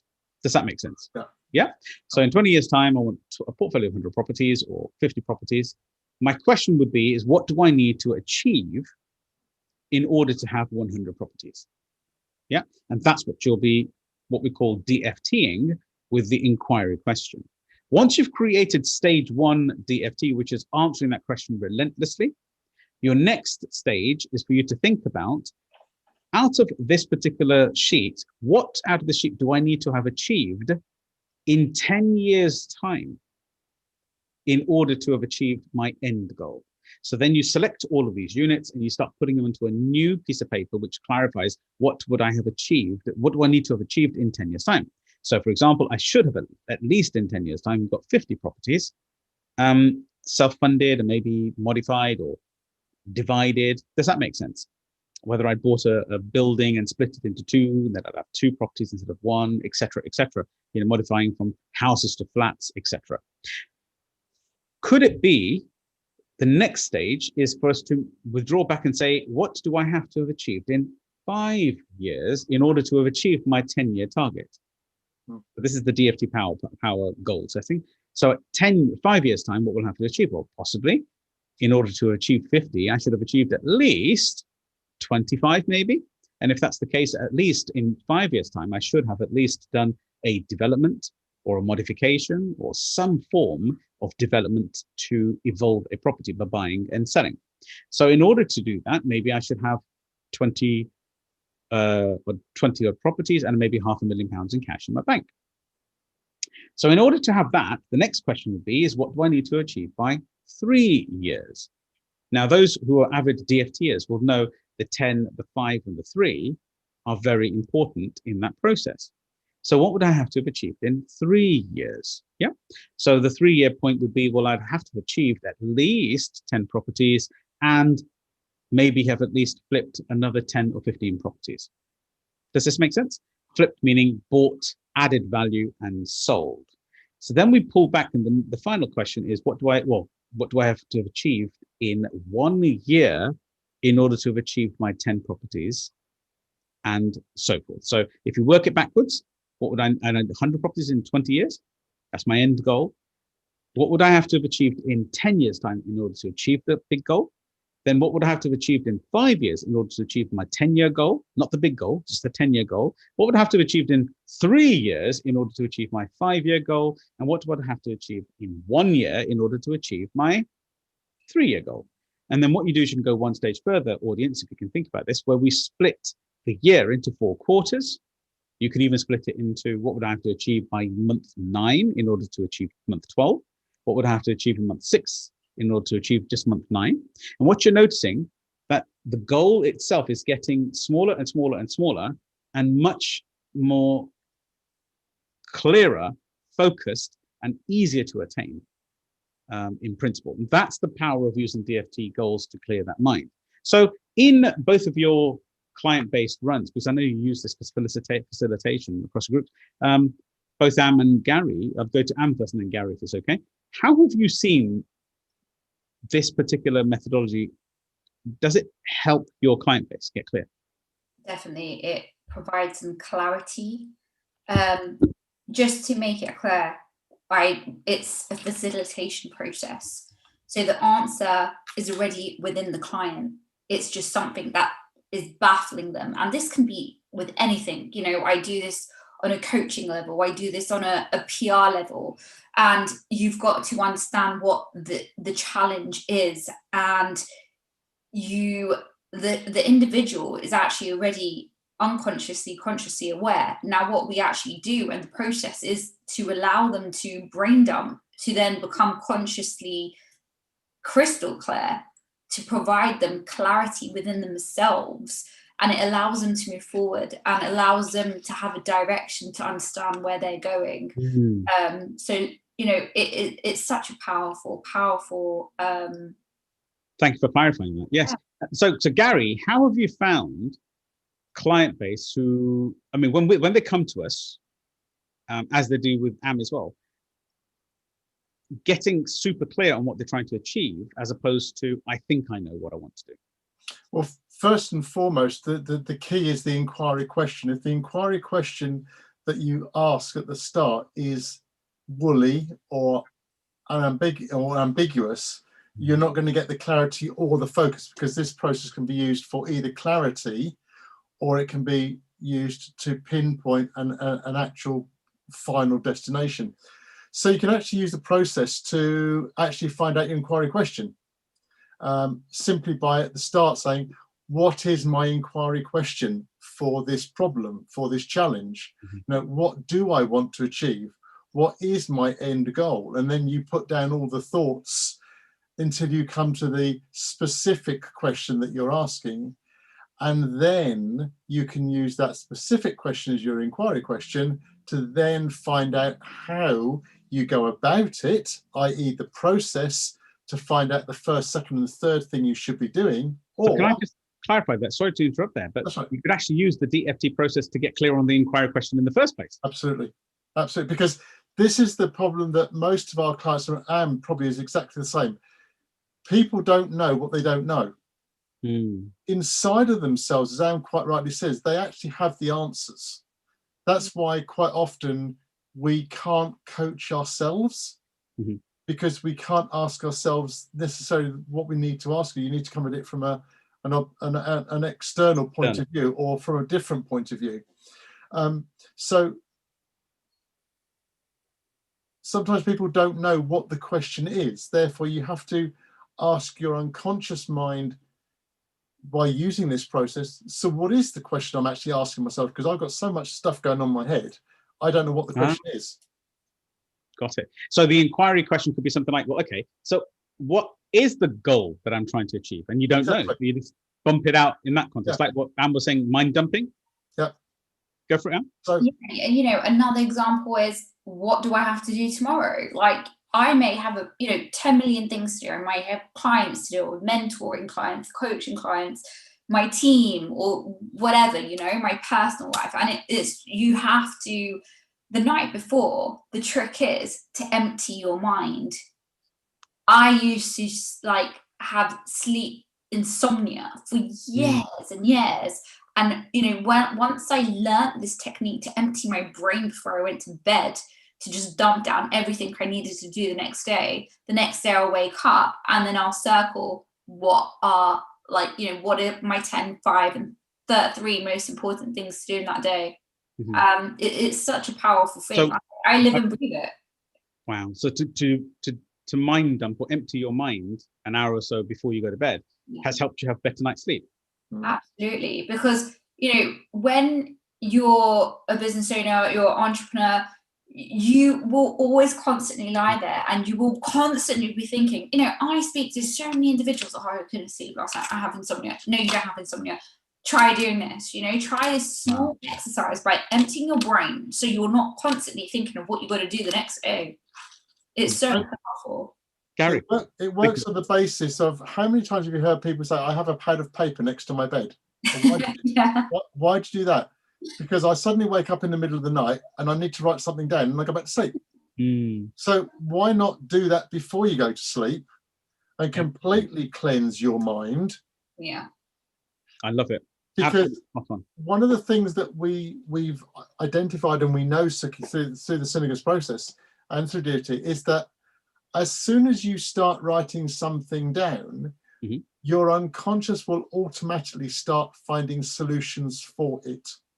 It will automatically start working. So whatever might be important tonight and might be this stumbling block of, I don't know how the heck I'm going to get through tomorrow, by writing it all down and mind dumping it, as Am said, your mind will already start working it, so that when you wake up, you've already got that straight, right, 10 things, because your unconscious is already thinking, right, rubbish. Oh yeah, that's important, that's important, that's important, that's important.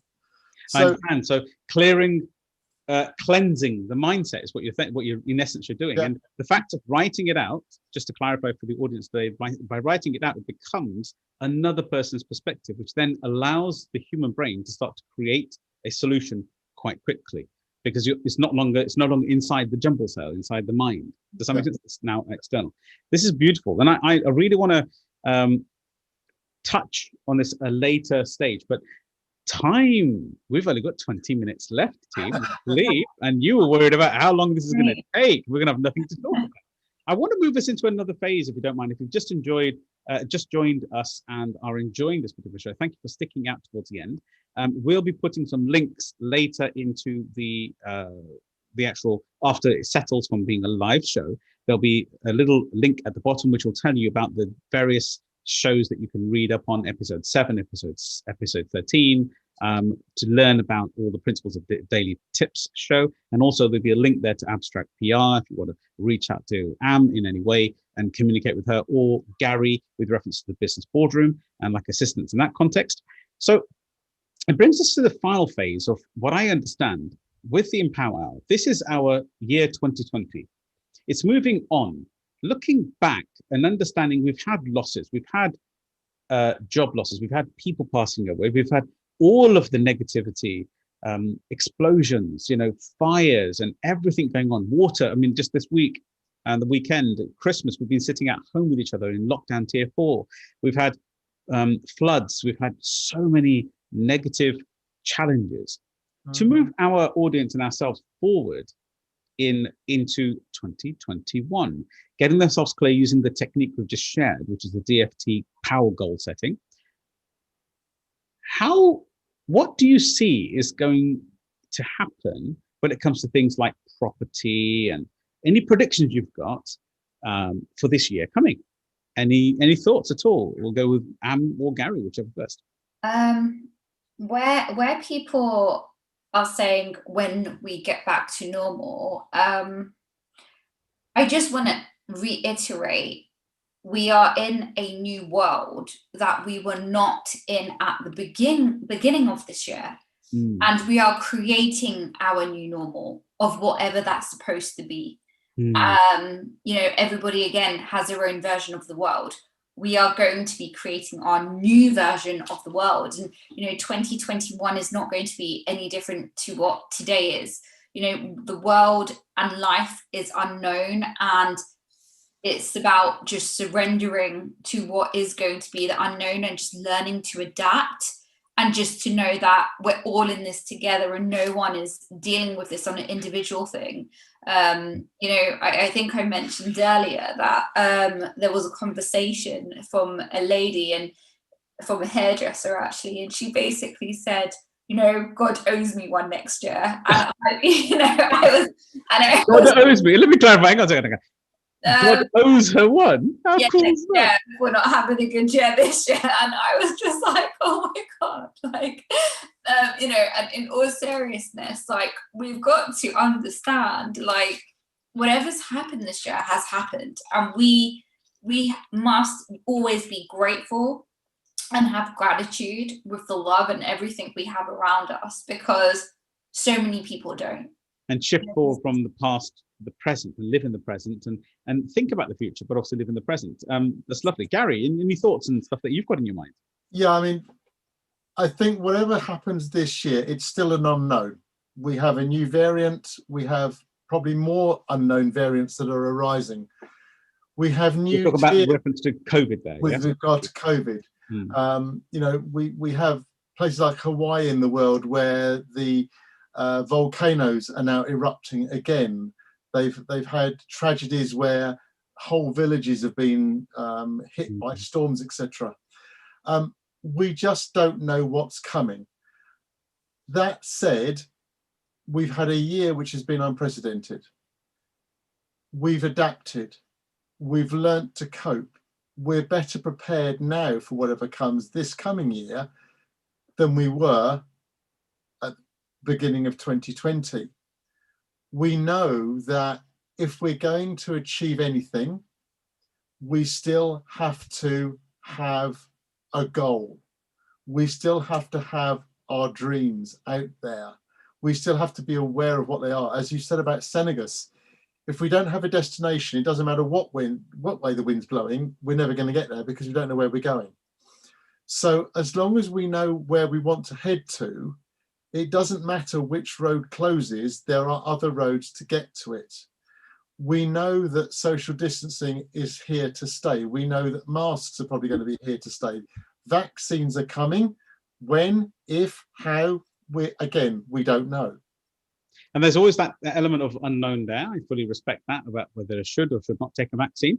But in essence of economics, well, I was going to say, what's happening in the economy from your point of view, Sukhi? I mean, what are your predictions for the economic side? I would be very strong in saying that at the start of this year, we made it evidenced on DTS daily tip shows that I said it clearly that we would have a peak in August, and we did, and we had a peak in December, which we did, in November, December, but then we'd have a downturn in January, which is inevitable and it's coming. But one of the things that sits in my brain is that let's look at the hospitality industry, just as a thought process, serviced accommodation, hotels, etc. All of these environments and restaurants, which you've seen very firsthand and with your client base, they've had to adapt and move into dark kitchening and yeah, that's right. But there is going to be a further uphill struggle. There is going to be more absorption by the larger companies who can still deliver. I was speaking to somebody, would you believe, on a social conversation earlier, because I'm actually not working currently until the new year. And that person said specifically that they own a restaurant and they are based in Kettering. And as their businesses evolved, the first lockdown, they did very well. But because of the conglomerates such as McDonald's, KFC, Burger King have all jumped into Just Eat, they've now they're an Indian restaurant which did kebabs and stuff like that. They've been heavily affected by having the power that they have when they're partnering with Just Eat and Deliveroo and Uber Eats and Food Hub and people of that sort of nature, because they can hard, fast negotiate a different margin to them. So there's what we've got to do in the year coming forward is to look at all of us, every single one of us has to consistently and continually look at what is actually working for us as a company. And what we should do is constantly look at our traffic light cash flow system, which we'll find out what that is in a moment, I think which episode it was, where we think about every single expense and contemplate, is this expense necessary? Has this given us a return on invested money? If I'm spending money on advertising, how am I granularly getting really focused and working at exactly how much money, return on invested money, that I'm actually receiving and getting? How we're driving sales to our websites, because website is the key. How much money are we sharing with the platforms that are out there? For example, the Uber Eats, etc., and then also Amazon and also eBay. They also take a margin of the sale. How can we minimize our exposure and retain our customer base directly? This is something that the actual platforms won't like me to say, but as an organization, as a company, I think the industry, UK, and the global economy needs to be invested in self. They need to be invested in reduction of costs and slowly massaging an increase in margin and sales at the same time. Now that's pretty rudimentary when it comes to economics, but how can one do that? Well, if you're involved in any of the platforms home delivering, make sure you've created a leaflet that goes out to them and says to them, well, if you're a restaurant, have your own separate app. If you're a taxi firm, make sure you do the delivery stuff yourself. If you get involved in local communities, if you're a shopkeeper, try and put somebody on your own store that physically does a delivery for elderly people or does home delivery.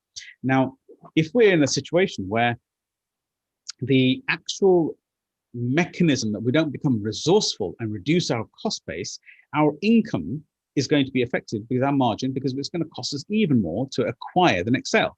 The challenge is a bit like an addiction. when you start getting involved in these platforms such as Amazon, etc., they drive more sales, but they embellish the turnover, the profitability in your business as well. So if you lose 10% of your turnover, of your margin, to a platform supplier, you will have to nearly double your turnover just to retain that back again. 10% equals nearly 100% sales increase. Then we go with things like hospitality, as in restaurants, hotels, and the hotels are now principally, which one of us actually ever picked up a phone and just rang up a hotel like you used to in the olden days to book a hotel? We don't do it anymore. We have to, and we supply through Uber Eats or through Uber Bookings, or we go specifically on booking.com, or we'll use any of the portals that, without mentioning any more names again and again, we go to those portals, which take a large commission from the property. Our future is to try to retain, or to use those machines to drive the traffic to us, but then to convert our traffic into our own ecosystem.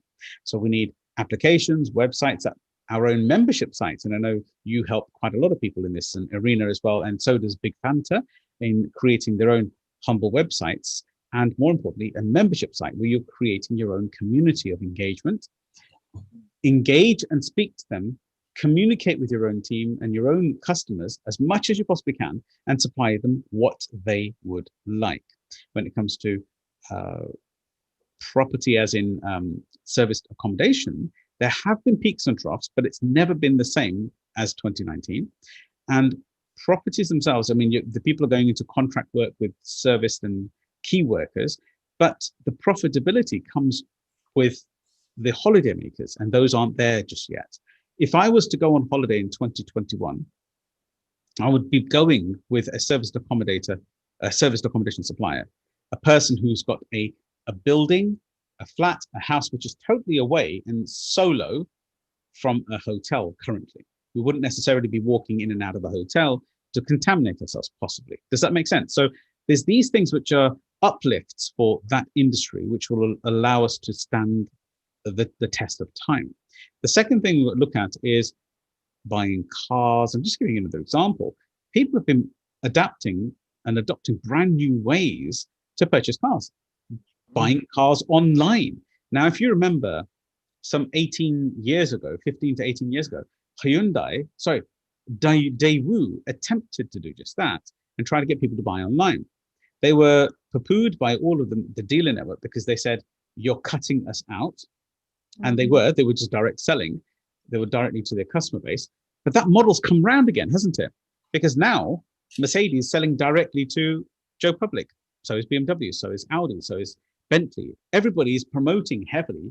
Come online, Porsche, please order your car directly with us.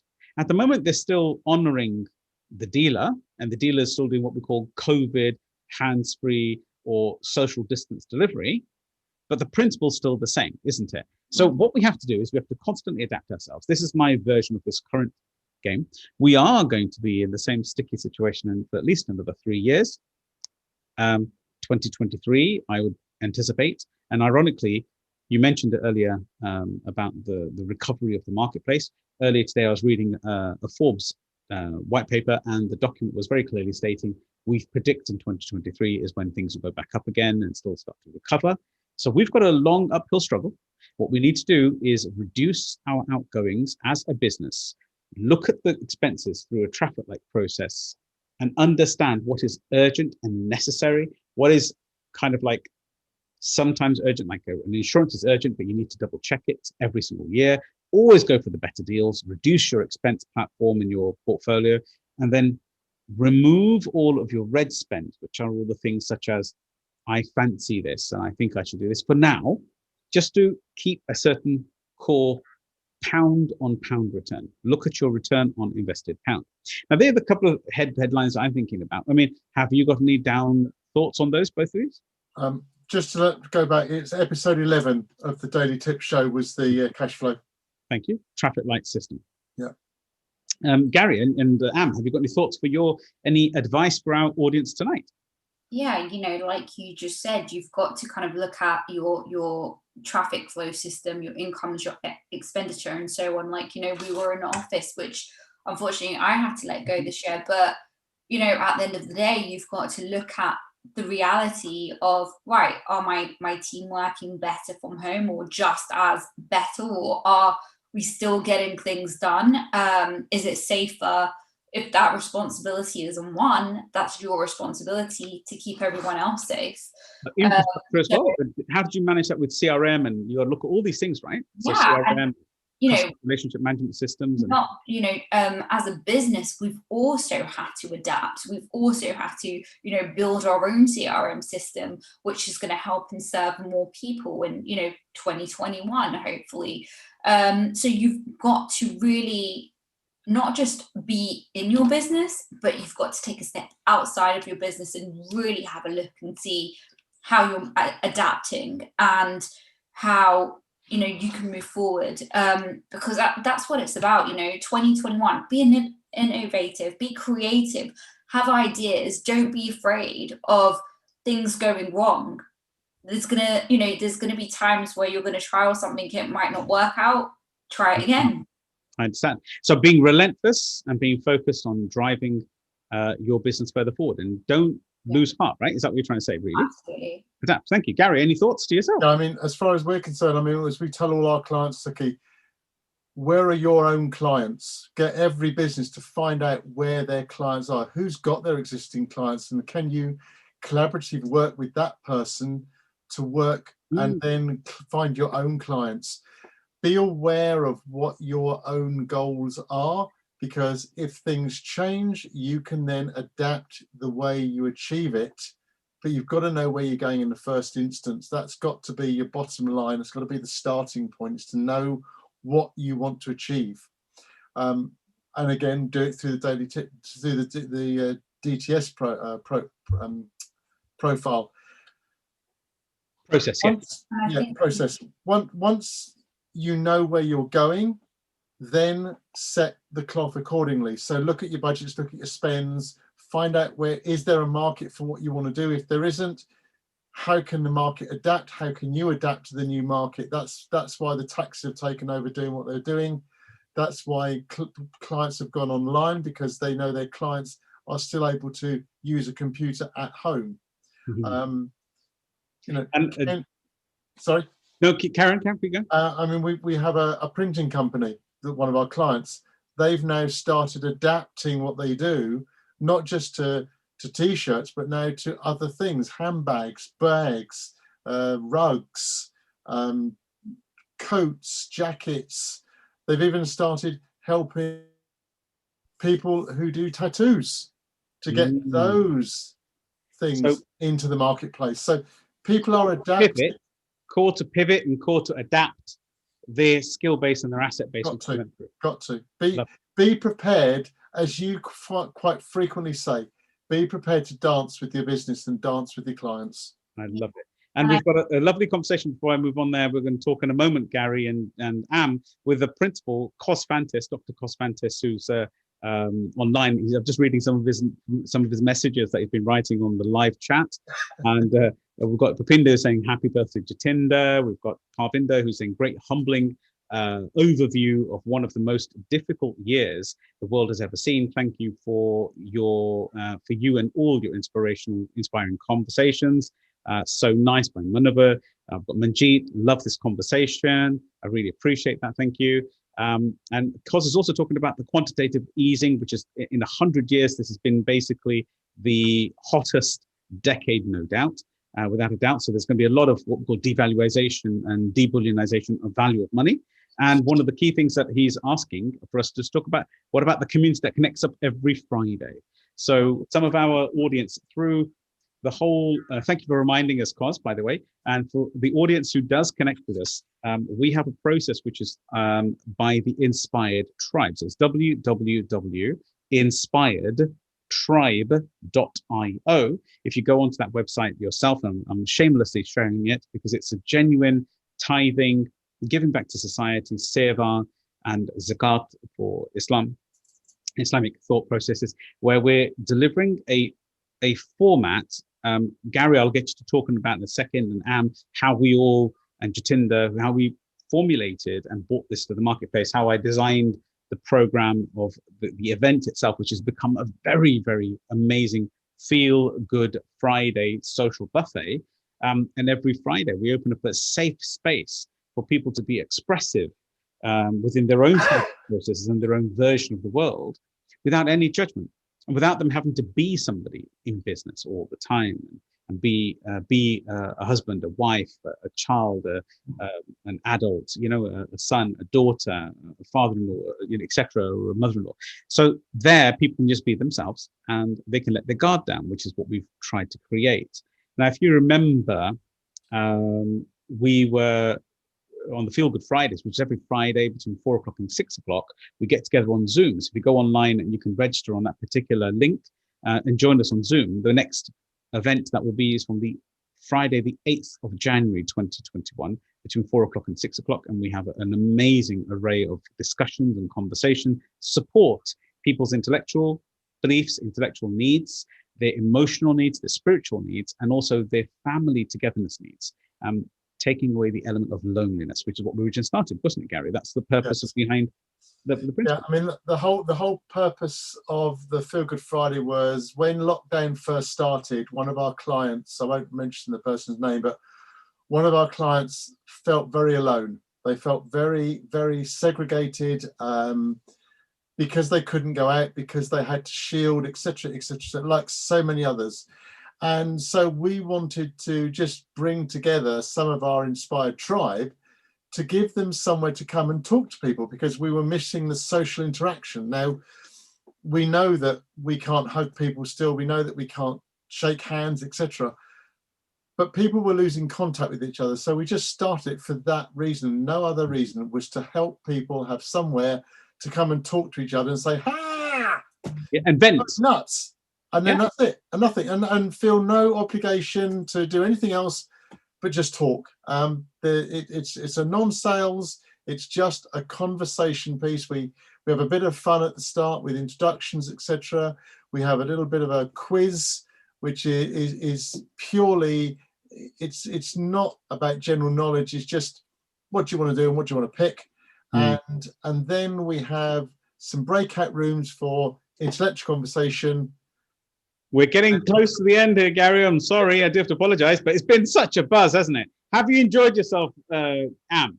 Yes, it's been great. And 2 hours. Just like that. Thank you very much, Gary, and both thank you very much, Am, on behalf of Salaam Radio and the Inspired Tribe, for being a part of this team this evening, this power team that we created for seeing out 2020. The end response we want to give and leave with everybody is that please stay focused and reduce your expense pool for the year coming ahead.